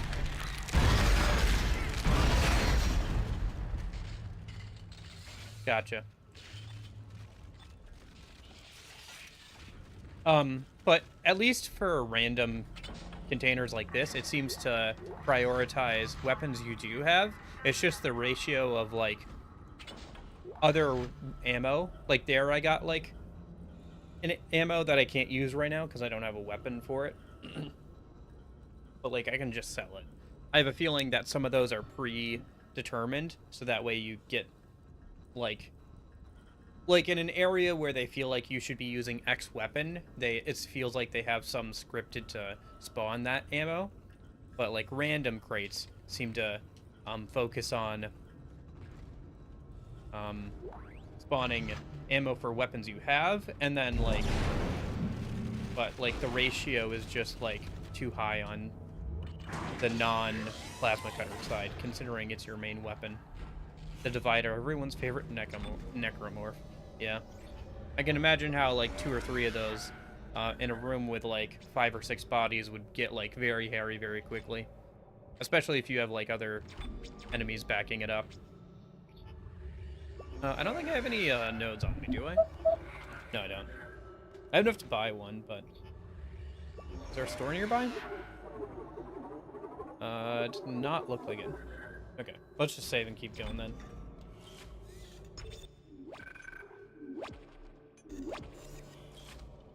Yeah. Yeah, any, like, infection form that, like, spawns more of itself, or, like, can create more enemies is always, like, a pain, especially when they're backed up by other types of enemies. Communications log. First comms operator Bailey reporting. The ship is under attack, but requests to issue a distress call have been repeatedly denied by Captain Matthias. He won't say it, but everyone on the bridge knows why. This is an illegal operation in a prohibited system. We've all known for months, and we kept our mouths shut. Not anymore. Mayday! Mayday! Mayday! This is USG Ishimura. This is... What the hell? I don't believe this. The whole comm system is offline. Now he's gone too far. Bailey out.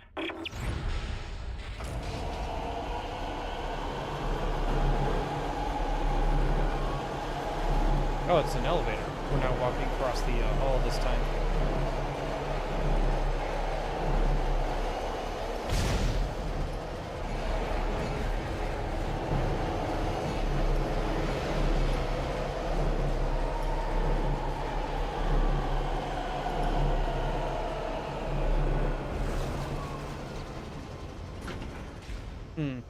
Why do I get the feeling something is going to chase me down here when I ride that back?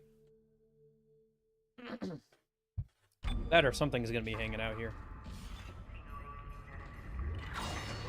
Right, I can't let you do that, Dave. Communications array offline. A service technician has been notified. I believe I am the... That comms array is in bad shape. We need at least 6 working dishes for a strong enough signal. Make sure they're aligned symmetrically so there are no power gaps. Okay. Objective added. Hello? Can I recharge my stasis? Thank you.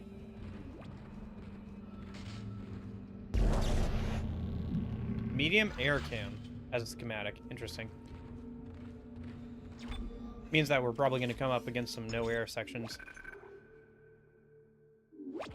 Maybe. I'm sure there's a non-zero chance that who the people working on this game, at least one of them, had watched that movie.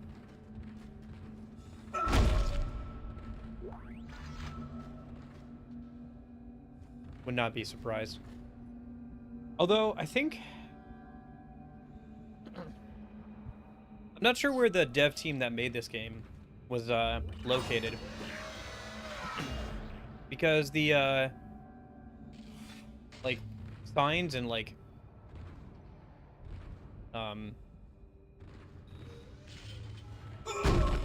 the ship's interface systems seem to be a mix of either Japanese or Korean, not sure which, and English, but maybe that's just translation stuff. But like at least a lot of the signage, right, is in English. But some of the interfaces with like the ship systems is in a different language. So, not sure where the team that made this game was located.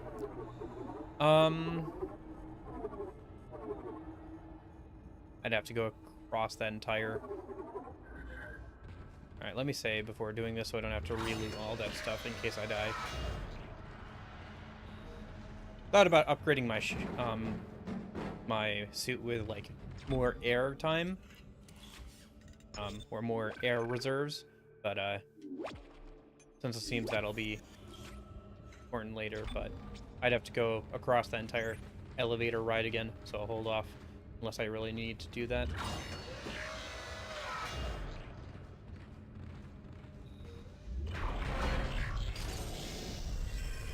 Alright, airlock.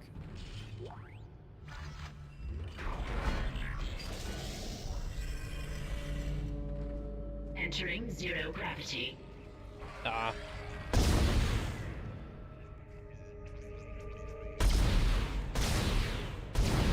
Honestly, I think out of all the enemy types, these are my least favorite to fight.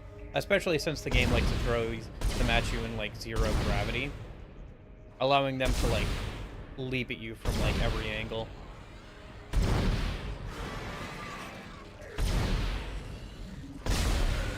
Then their ability to, like, run you down is, like, super annoying. Especially now that we're getting into the tank. What the heck? Oh, gosh darn it.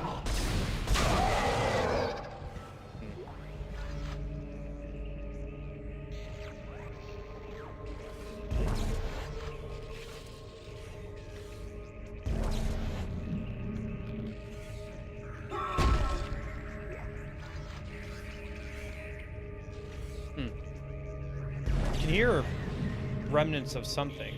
Like some sort of like communications. Wonder if that's from the military ship. Yeah, I get the feeling that the military ship is here to make sure that whatever's on the ship doesn't get off. And you know what? I completely agree with that course of action. Alright, so what is the puzzle here?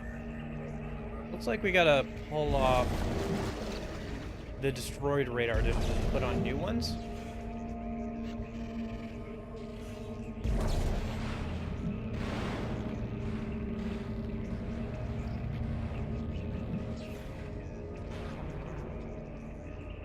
That or slot in the radar dishes into empty spots.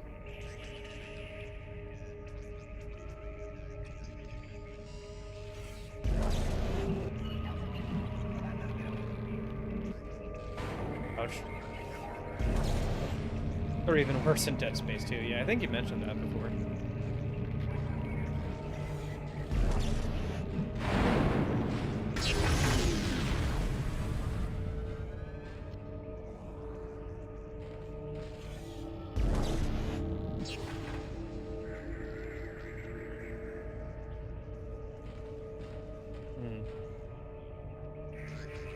Yeah. To be fair, they're not like a super huge threat. They're just very like menacing and annoying to deal with, you know. Like, they haven't, like, killed me or anything.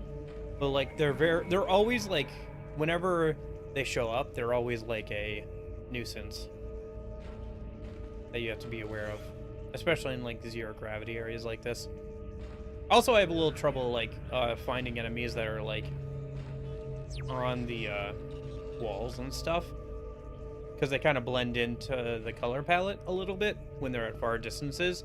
So it can be a bit annoying, as those guys will usually leap from like halfway across the room in zero gravity areas.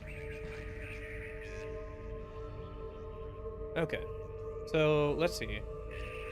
What do we need to do here? I think we need to get the right side working, yeah?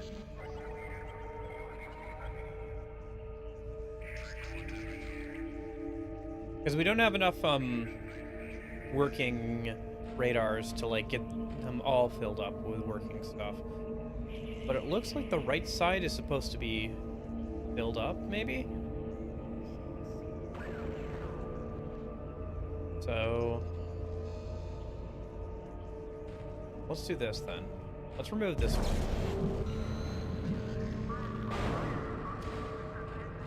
And then we'll take the one from over here.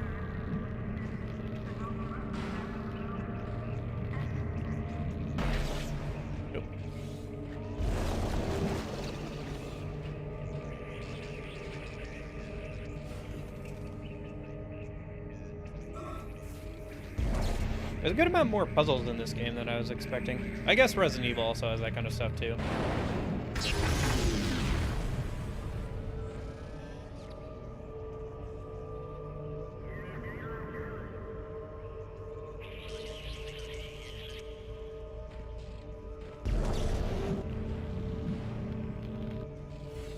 Ouch.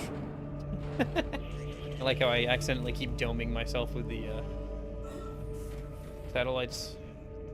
Put the working satellites that are in the sockets near the center. Oh, okay. I just have to fill up the center with working ones? I thought it was like the right side that had to be working. Okay.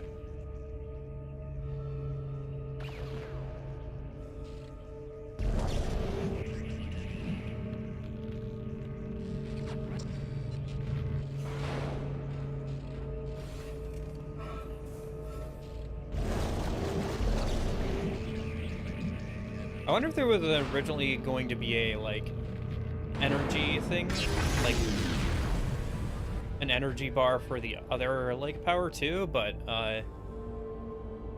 then, like, they used it for so many puzzles it wasn't, like, viable. Okay.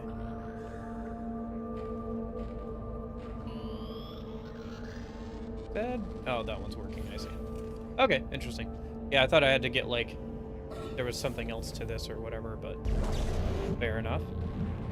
That's the answer. That's the answer.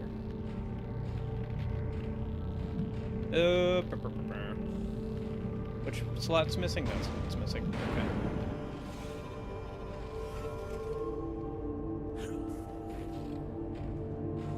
I don't know. I guess I just expected it to be a bit more complex. Maybe I'll have to get like another one of these done, and it'll be a bit more complex then.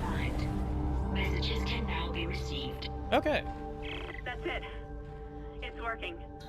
Get back to communications and use the control panel to send our coordinates to the Valor.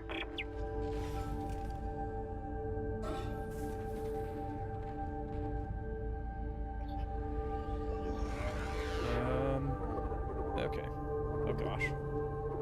Where are we? Gotcha. Get back to the control panel and use it.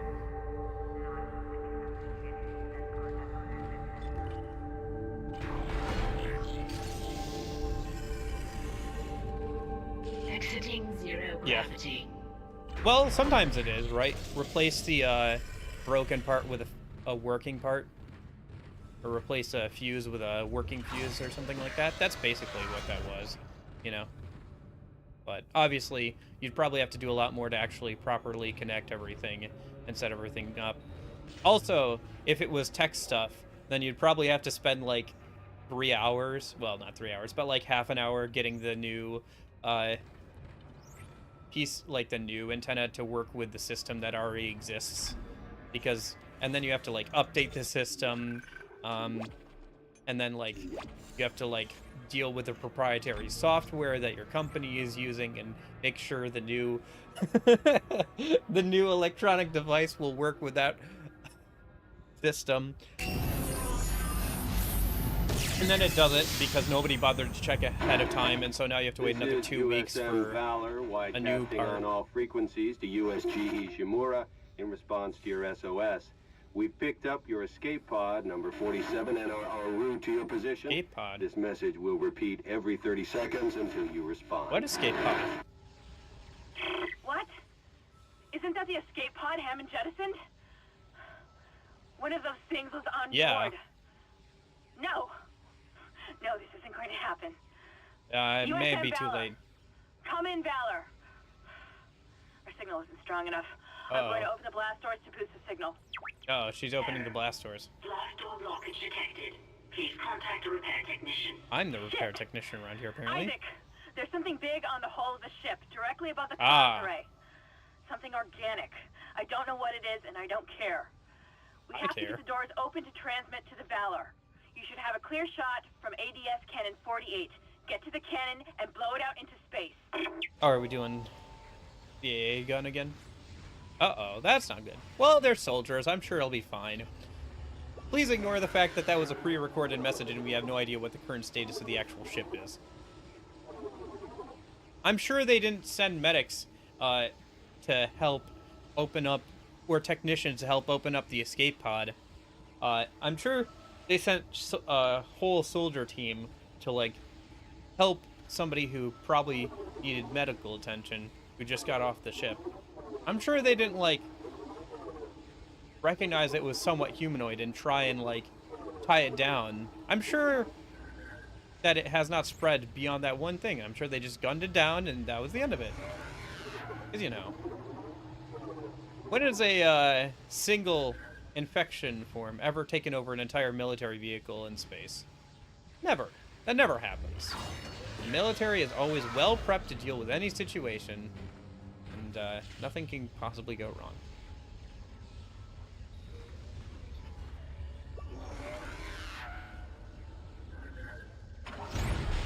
Alright.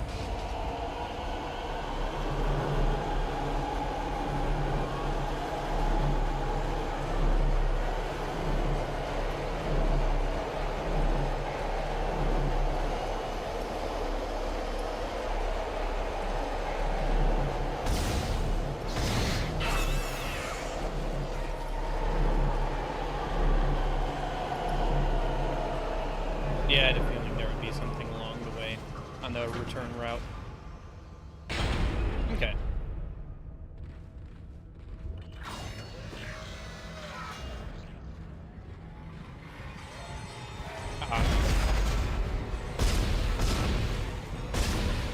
That's cool.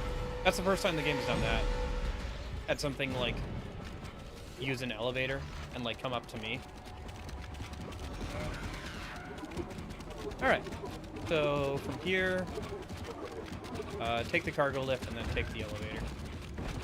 Alright. Sorry I didn't respond to what you were saying, Nash, but yeah, the game's good. Keeps me on my toes, that's for sure. Might have to use the bathroom here a minute, though, before we keep pressing forward.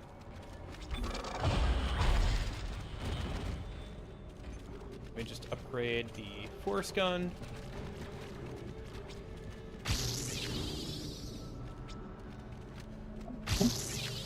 Cool.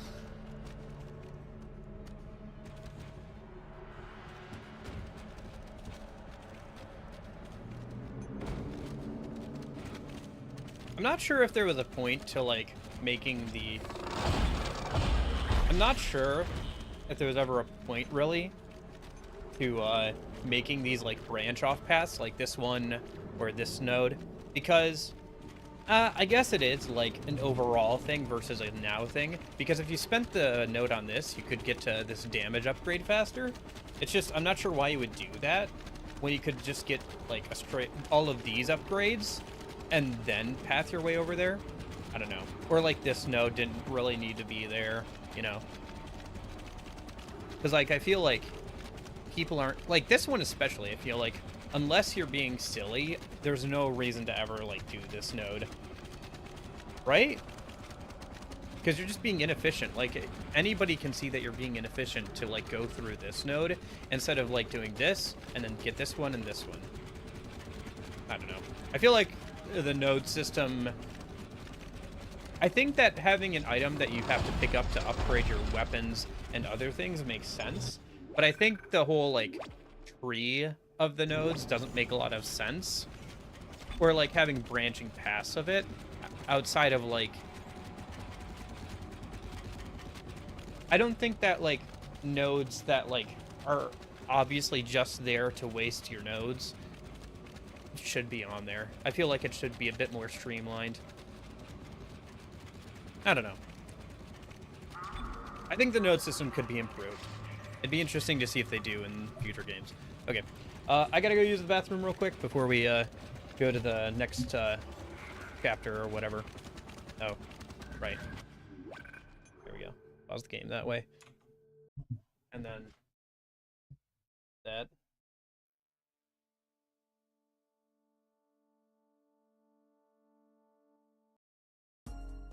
Alright, I'll be right back. I gotta use the bathroom. And then we'll try and see what that large biological mass on the outside of the ship is. Alright, be right back.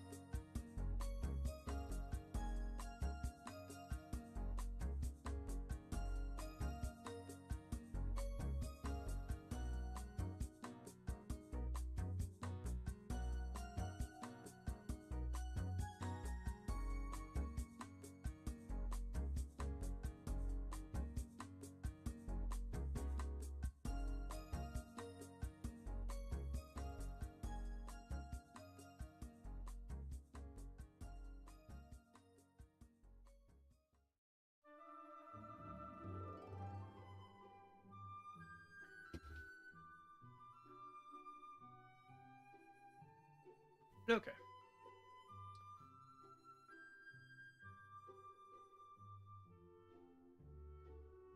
What's your deal?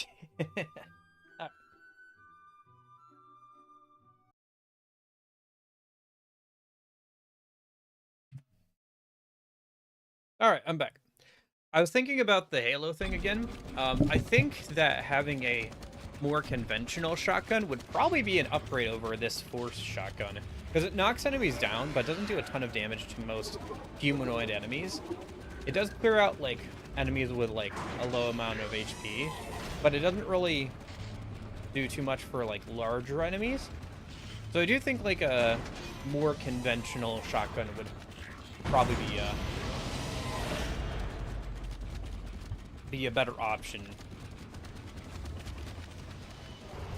Especially if it was the Halo 1 shotgun. The Halo 1 shotgun tears through the Flood in that game. It's very fun to use. Shotguns also have decent range, despite what video games would tell you. They can... Yeah, they have a pretty good range, especially depending on the type of, like... If they have, like, a slug or something as well. Yeah, because this is pretty handy for, like, knocking down larger enemies. That's suspicious. I didn't open that.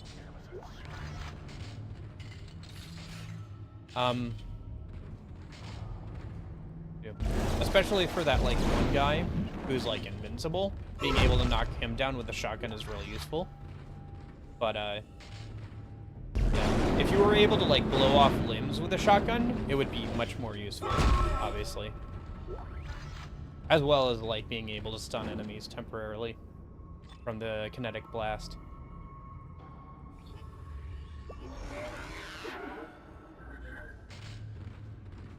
Oh no.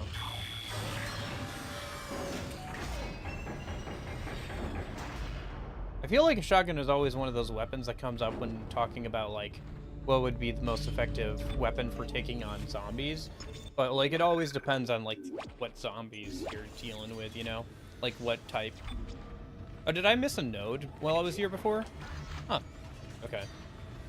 I think that one I picked up earlier is one I also missed before, too. Interesting. Maybe not. Well, either way, I'll take it. Use it to get more damage on the horse gun. All right. Who's ready to go pod racing? Hello, big boy. Boss fight round 2, I guess. It's cool that you have the meteor thing earlier to let you get a chance to understand how this weapon works. And now we get to use it against like, a giant enemy.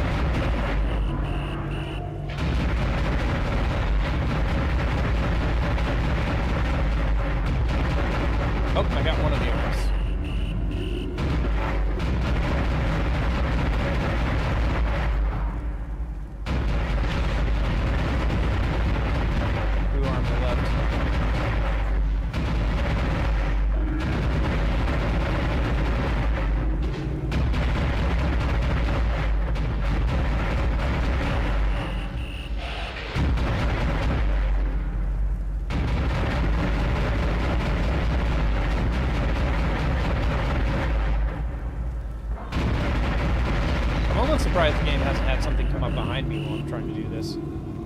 Almost. Maybe it'll be there, like, banging out the door or something, once I get done with this. It would suck to die to that. Alright, round 2. Nope. That looks like that's it. Opening communications array blast doors. Kendra Daniels on the USG Ishimura, come in. Do not open the escape pod. Oh, that was an USM Balance, oh, well. Kendra Daniels on the USG Ishimura, come in. Do not open the escape pod. Damn it, respond.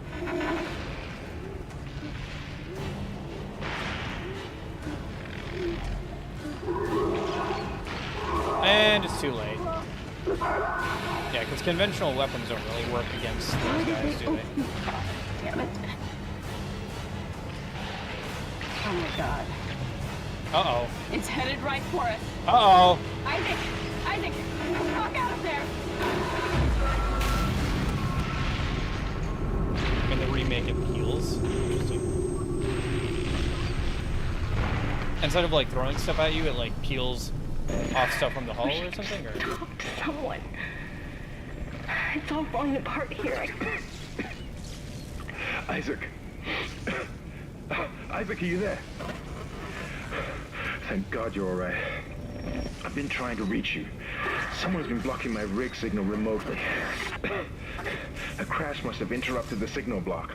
Hammond, where have you been? Surviving. Barely. I found some med supplies and patched myself up. Listen. I'm calling aboard on the mission. Fuck the CEC and fuck the chain of command. We have to get the hell out of here. I think I've located a shuttle on the crew deck. The flight log says it needs a new singularity core, but we can probably salvage one from the Valor. I can see the tail end of it sticking out from the side of the Ishimura. I'm headed down there now to find a way inside. I'll meet you there. Hammond out. Oh, interesting. I see. Isaac, if what he says is true about the shuttle, we might have a chance of getting out of here. Head to the cargo bay and see if you can help Hammond. In his condition, he may not last long. Yeah, so that scientist guy, if we believe Hammond, that scientist guy has probably been blocking his signal. I think I accidentally hit the auto heal button. Okay, cool. I didn't use up anything important. Well, I was trying to exit the ship, or the seat, before the ship ran into us.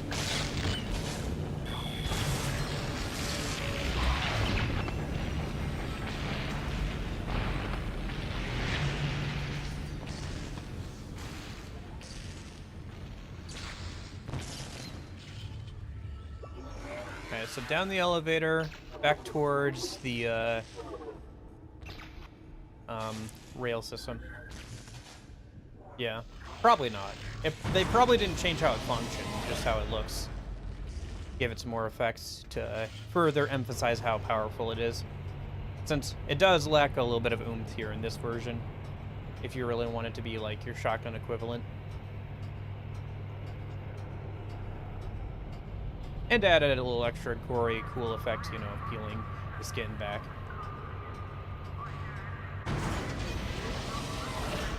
Maybe it, like, makes them weaker or something? Like, hitting them with it, like, removes some of the skin and it makes them weaker defensively? I could see that. Maybe that would be a reworking of the game's guns a little bit, but I could see that. Would make sense for this gun. They probably did rebalance at least some things for the remake. Like weapon values, damage values, or like how much ammo drops for things on different difficulties, stuff like that. I'm sure there were definitely some things where they went back and were like, we could have done this better, or this turned out to be better or worse than we thought it would be in practice, so we need to like either buff it or nerf it a little bit to make it a little bit more fair. Make things stand out more in different circumstances. And be more specialized and good at things. That's one thing that like Halo 1 and even Halo 2 and 3 mostly did well, is like they made their guns feel each, despite the like limited amount of guns, each one felt unique from each other and had different rules from each other. It wasn't like Assault Rifle 1, Assault Rifle 2, you know, Pistol 1, Pistol 2, Pistol 3, like you do with like Call of Duty and stuff. Although, that, to be fair, that's not Call of Duty's fault. It's just that's just kind of how like gun designs are, where it's like it's very iterative. Oh yeah. Yeah, it does feel like at least like the conventional gun is just there for memes. Like it doesn't seem like there's too much use to it. Not that I've used it, but too much, but like I did like pull it out and like mess around with it for like 5 seconds before reloading the save and not buying it, but I'm guessing that there are 1 or 2 guns, like your main weapon, and like a couple more guns that are like really, really good, and then like everything else is kind of not really worth using when you have access to those.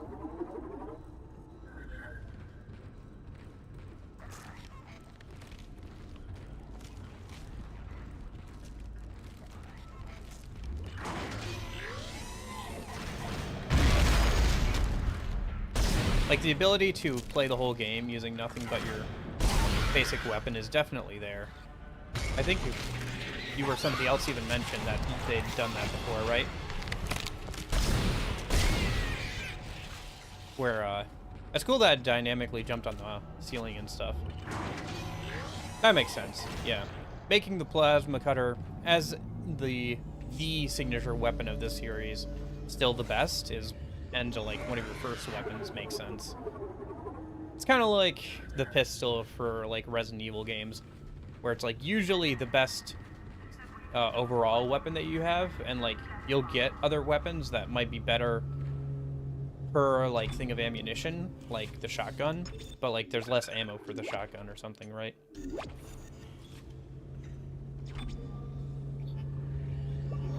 Yeah.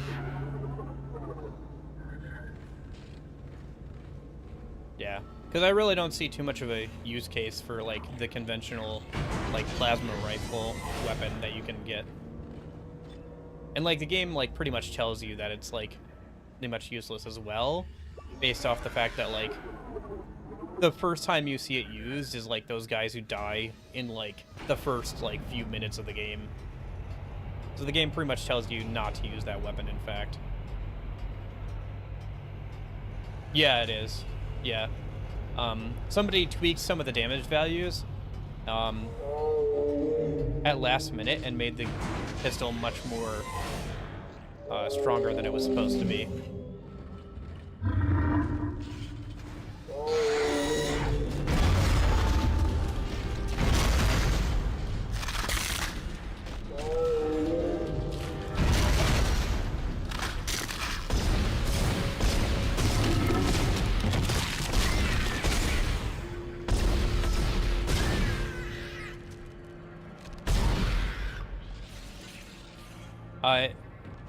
Also, the reason why it kills hunters in one hit is because the back of a hunter is considered its head for, like, damage purposes.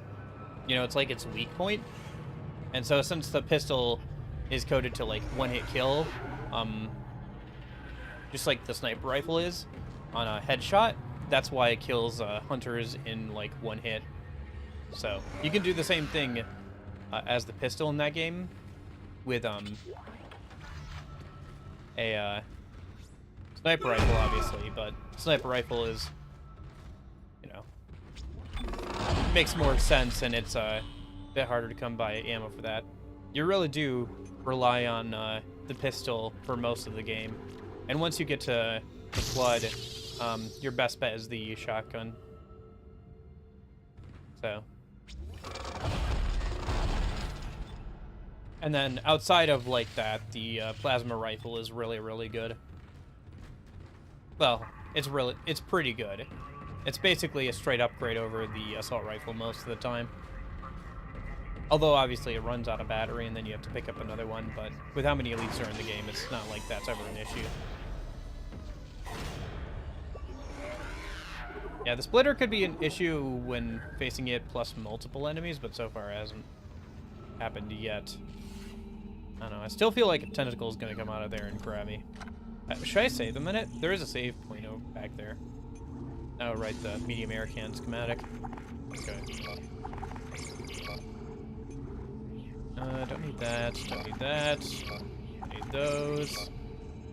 I have too many shotgun ammo again. Pulse rounds are doing fine. Or no, pulse rounds we don't need. Plasma cutter ammo's doing fine for once. We have like 34k. Let me just double check my ammo again. Let's buy like...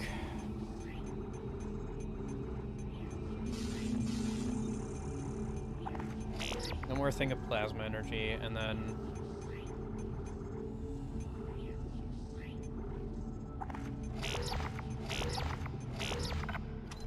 yeah. But yeah, in multiplayer, the pistol is also still like one of the best weapons in Halo 1's multiplayer. Hello again, Garrett.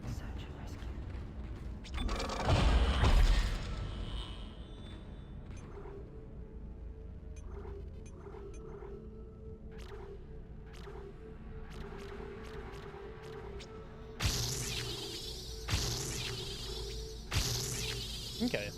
Shotgun's getting there. Or force gun, I should say. I wonder if I should put some stuff into, like, the stasis module. Looks like you can increase the duration and energy. That wouldn't be terrible. Probably do that.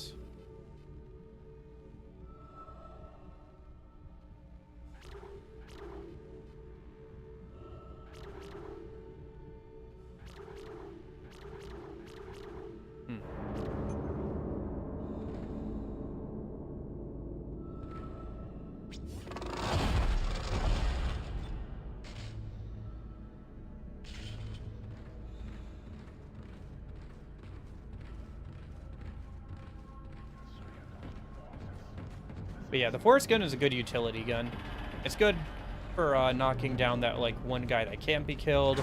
It's good for knocking down enemies while they're rushing you and then finishing them off with a plasma cutter. It's good for like large groups of like smaller enemies that like try and like run up to you, because they usually have low enough health that like the shotgun can kill them pretty easily. It probably does decent damage if you've upgraded it all the way. Yeah. I don't know. I could see myself maybe upgrading like one more gun. Although, what chapter are we on? Well, we're about to finish this chapter, so I guess we'll see after this. Gotta get to the tram station.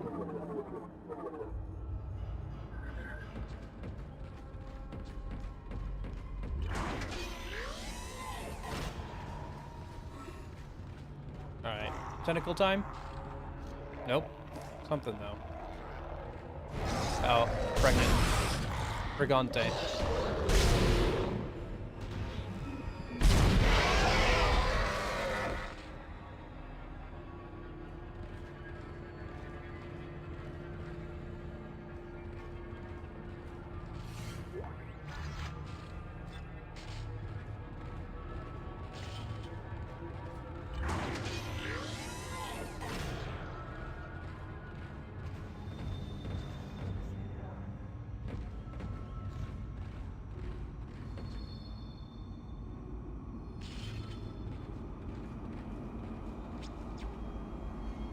Alright, good thing the tram system never broke down again, even when an entire other ship smashed into us. Chapter 8 completed. Okay. That means we probably got, like, Thursday and next Tuesday. We'll have to think about, yeah. I guess after Thursday, maybe this weekend or something, I'll, like, throw up a poll for which game we play next or something. Because I think we've only got, like, if we keep going at this rate, we have 4 chapters left, so we get about 2 chapters done a stream. Yeah, that's next Thursday and Tuesday. Surprising that we're almost done with it. Are we? Wait, are we? No, wait, there's 14 chapters, isn't there? Is 14 or 12? I think it's 12, isn't it? Anyway, let's get to the next save station. Good, you made it inside. Listen, I just found the munitions log for the Valor. I don't think their presence here is a coincidence. They're not on reconnaissance and they're not on patrol. This ship is prepped for war. They're on a seek and destroy mission. Do you hear me? Isaac, I've lost him again. No signal from Hammond's rig. Find the Singularity Core and get the hell out of there. Yeah, so they were on a search and destroy mission, which makes the fact that they opened up the escape pod with, like, no preparations even worse. Like, they were here to destroy. Like, they probably had some inkling of, like, what was going on, especially when we didn't report back in. We were basically probably the canary in the coal mine. Like, when they saw that we never responded back, like, they're like, oh, yeah, something's fucked over there. So they sent over a battleship to, like, destroy it, probably, clean it up, and then, like, and then they got the escape pod, and they didn't think, oh, we know that there's an infection aboard the ship or something going on. We should probably make sure that the person, like, aboard the ship isn't, like, infected or, like, you know, part of the reason why everything's gone terribly, like some sort of terrorist or something, you know? Anyway. Oh, well. Is there a safe room around here? There's not. Alright, I guess we'll just go till we get to the next safe room. But yeah. I'll have to think up what to play next and do a poll, I guess, here soon.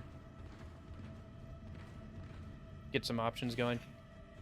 Not at all government cover-up. No, no, no. To be fair, like, if you could, it would probably be for the best to not let your population know that zombies are real. Especially if you could contain it. It's just that, like, to be fair, if I'm not on the ship, I'm totally for the government blowing this thing up to Kingdom Come and never letting anybody get close to this area ever again. That is the smart move. at this point. But, I don't know. Walking Dead. Yeah. That reminds me. Speaking, so, okay, hold on.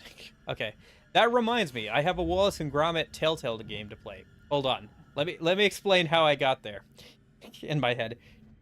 Walking Dead, Telltale games. Oh, I have a Wallace and Gromit Telltale game. I should play at some point. Probably would not be the next thing to play, but it is an option. Oh, is that an air canister? Okay. Maybe I should have upgraded my air capacity a bit more. No, whatever.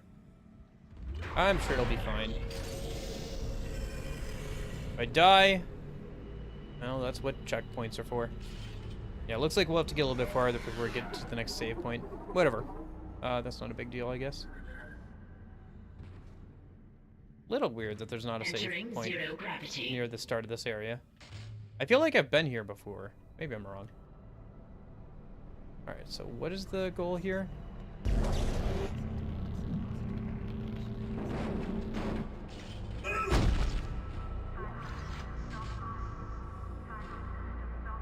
Isaac, one of the Valor's weapons ripped open in the crash. Those green orbs you see are highly radioactive, and the Valor's airlock has sealed itself. You're going to have to throw those into space before you can get into the ship. Okay.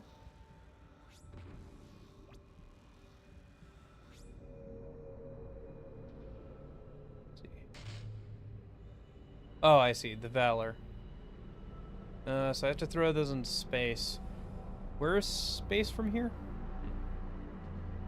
Let me hop down here a minute. Oh, I see. There's an airlock down here I can open up. I think there was a box around here somewhere. I want to grab a minute. Yeah, that.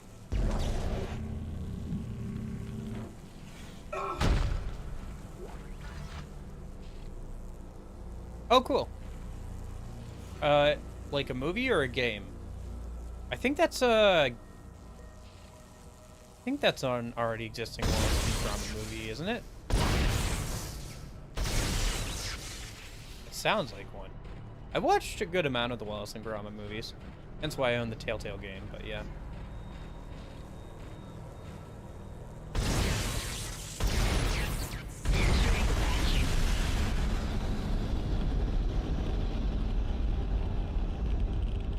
Oh gosh, dang it, babies. Okay, there's one. And there's a jumper. Or a stalker, or whatever you want to call it. Probably stay away from the balls of radioactive waste. Holy cow, that was a tanky dude. Movie? Oh, okay. I thought they already made that one. Is it like a redoing it of it or whatever?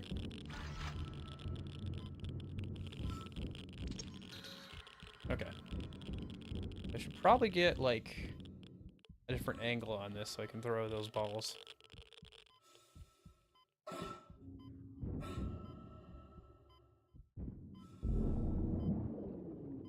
I'm too far away. Oh. Yeah, I thought so. I heard something. These things. They're pretty tanky. Enemies feel like they've gotten more tanky. I don't know. Maybe it's just that they're starting to scale up to the damage that my thing does. Yeah. Either way, that's cool.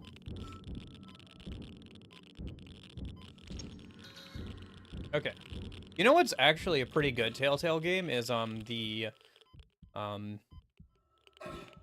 Back to the Future one. Since it's basically Back to the Future 4, like they took the idea for the what the movie would have been and turned it into the Telltale game. Radioactive material removed.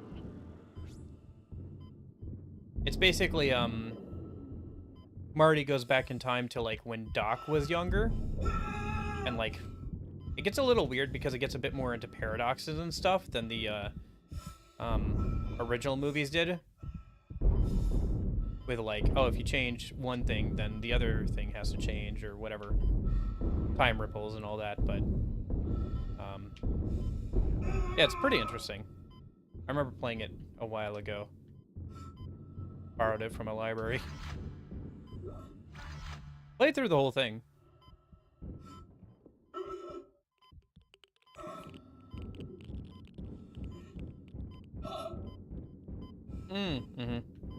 Yeah. Yeah, some of those are a little hard to get your hands on now because the company's kind of defunct. Not sure about that one or if that's one of those or not, but yeah, some of them are like a little annoying to be able to play now because of that. Balls, balls, balls. I love my balls. All right. Radioactive material removed.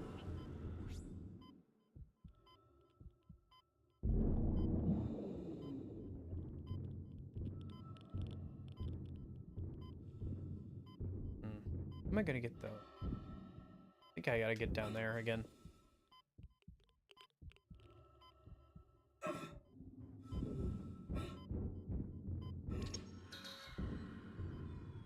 Yeah, I don't know. Some of those, like, point-and-click adventure games, like some of those older ones, like the Sam and Max stuff, does look kind of interesting. I was just, like, too young for them, really. A little bit before my time. Gotcha. Makes sense. I can imagine Max saying some things that would be probably censored in a re-release.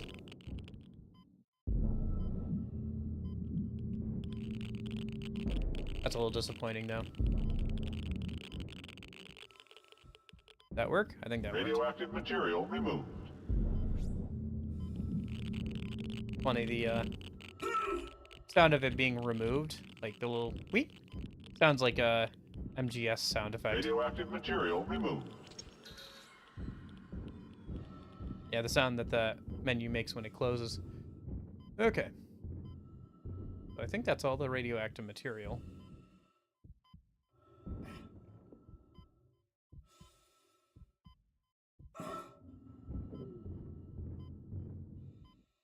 So where do we go from here? Over there? Warning. Dangerous radiation levels detected. Safety lock engaged. Interesting. Okay, I must have missed one. Let me get down and refill my, Warning. Dangerous radiation levels detected. Yeah, Safety I gotcha. lock engaged. Maybe I need to... They're giant green balls of radioactive activity. Oh, there's one hiding up there. Okay. I probably accidentally threw it up there or something. I guess if you find a good way to get it, at least, you know, you won't have to pay for it at that point, probably. Because you'll probably have to find a way of getting it without paying it for it. Safety lock released. I'm a little worried about, like, some of that stuff with, Ubisoft. Because they'll probably get bought out here soon. So, there's a decent chance that, like, certain things... just won't be, like, maintained. Because they'll probably get rid of the Ubisoft store if they get bought out, right? But, like, will they transition, like, online features over to Steam? Maybe. Maybe not. Would it be worth it for them to do that? Oh! It's a twitchy boy. The stars are ours! Right. Well, we're not on the, we're not in Kansas anymore. One second, I gotta take a drink of water. Mostly I'm thinking about the, Far Cry series. I'd like to play through... The part you're looking for will be in the engine room at the back of the ship. I'm reading massive damage, so you may need to find an alternate route to get there. I'd like to play through some of the newer ones, like 5 and 6, with a friend of mine, at some point, but, you know, if the company gets bought out, they may not maintain the online features, whoever buys them, so. Let me save real quick. I think that's going to be a good place to leave off of for today. Yeah. It does kind of remind me of that, like, one Halo 3 quote from one of the elites. Where he's like, "If not for the Arbiter's Council, I would have glassed your entire planet. A single flood spore can destroy a species." Although realistically, like, I don't know. I still think that the military was pretty dumb for allowing that to happen. Like, they had forewarning to some degree. And, like, I feel like that, like, I don't know. I guess I haven't seen, like, how it proliferates itself. Yeah.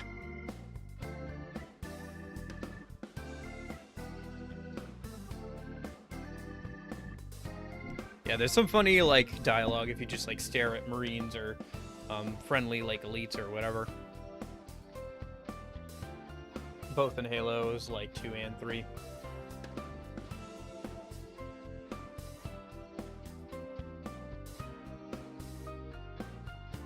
Oof. Yeah.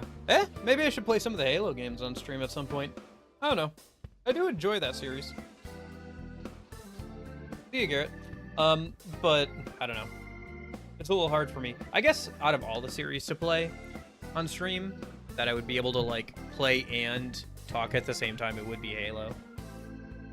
I don't know. I just don't usually play FPSs on stream because, A, it's hard for me to, you know, concentrate on that and play at the same time. But, it's just like, Halo Legendary run soon. I've never done the games on Legendary. It could be fun at some point. Yeah, I think it's been a few years since I last streamed Halo on... No, for like 10 minutes, I streamed Cursed Halo at the last stream year anniversary. Yeah, because I was like going over the stuff I'd over the last year, and then I wasn't sure what to do after that, so I ended up streaming like 10 or 15 minutes of like Halo 1 Cursed Halo. Before I was like, yeah, this is kind of dumb, and just kind of ended the stream. Yeah. Before that, I had streamed like some Halo stuff, like some modded Halo campaigns and stuff like that, but that'd been a few years ago now. Back when I was still only doing Twitch.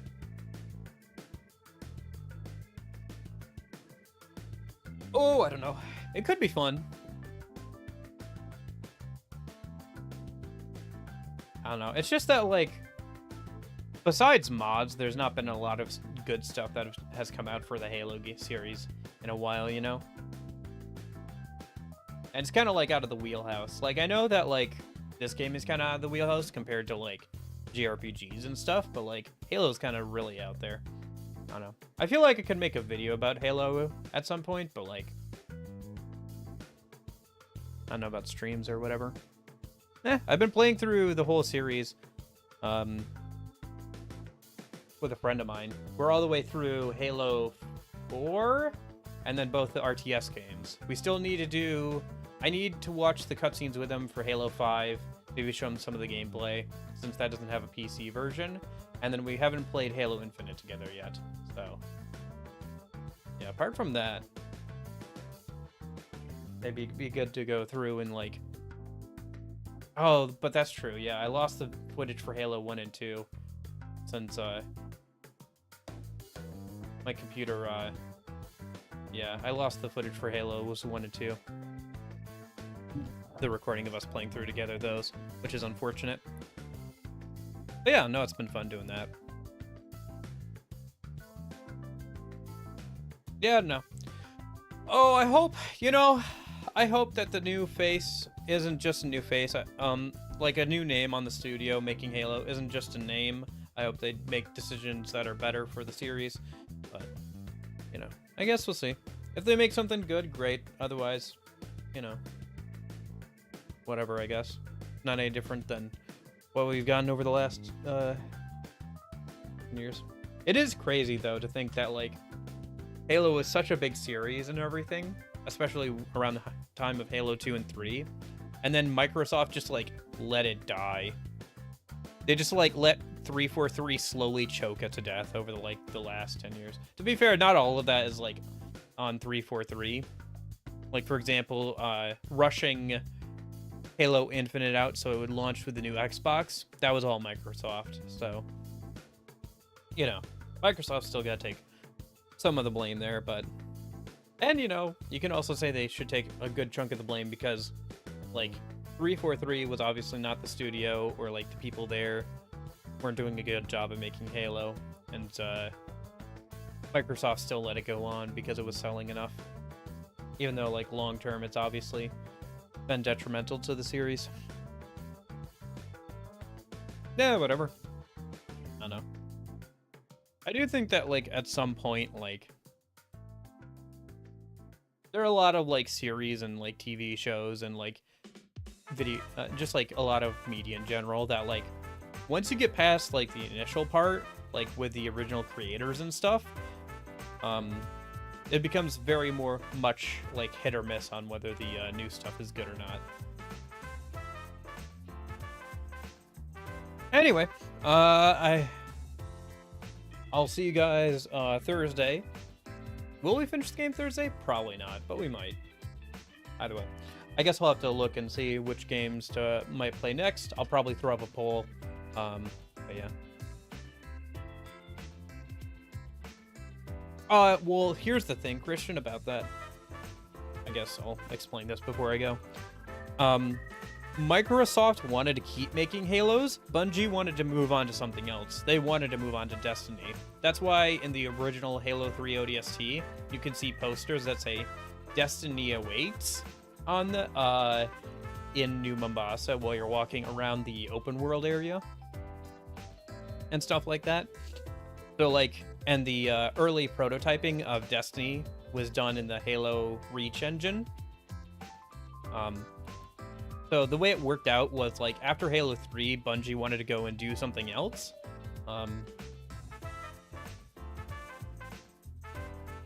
But Microsoft didn't, like, really want to let them go. And so they were like, okay, we'll make 2 more games for you. 2 more Halo games, and then we're out, right? You get to keep the license, but we're going to make 2 more Halo games for you, and we're out. That's why Halo 3 ODST turned from a DLC expansion kind of thing into a fully fledged, like, $40, $60 game. And then there was Halo Reach, obviously. And so those were the last 2 Bungie made Halo games on their way out the door. The, like, real problems started to crop up because of that bad parting, though, with, like, there was a lot of, like, arrogance at 343 about, like, doing, and, like, a lot of, like, I don't know, self-consciousness about, like, trying to be better or, like, doing things better than Bungie did with Halo when it came to 343. It felt like they were always being compared to Bungie and their games, and I think they really hated that, to the point where, like, it got so bad that, like, certain, like, ex-Bungie people who had worked on Halo originally tried to go and work at 343 Studios because they still liked Halo and everything, obviously. And they thought that would be a good place to work, but, like, they were straight up told that they couldn't work there because they used to work for Bungie. Like, there was, like, just such bad blood between 343 and everything. Like, remember, like, they wouldn't, like, let Marty O'Donnell work on the music for, like, Halo 4 or anything. And just stuff like that, like, and there's probably some more, like, office politicking behind the scenes. Just things got, like, really bad between them, so there was, like, no communication with the old team and everything. I don't know. I think Halo 4 was fine. Some of the multiplayer stuff was bad, but the campaign was fine. Even though they retconned the Forerunners to be aliens and not ancient humans. That's not the end of the world. I guess you had to create a new, like, antagonist, since you were gonna be doing stuff with Master Chief again. I think Halo 5 was, like, pretty bad. campaign-wise, multiplayer-wise, it was actually okay.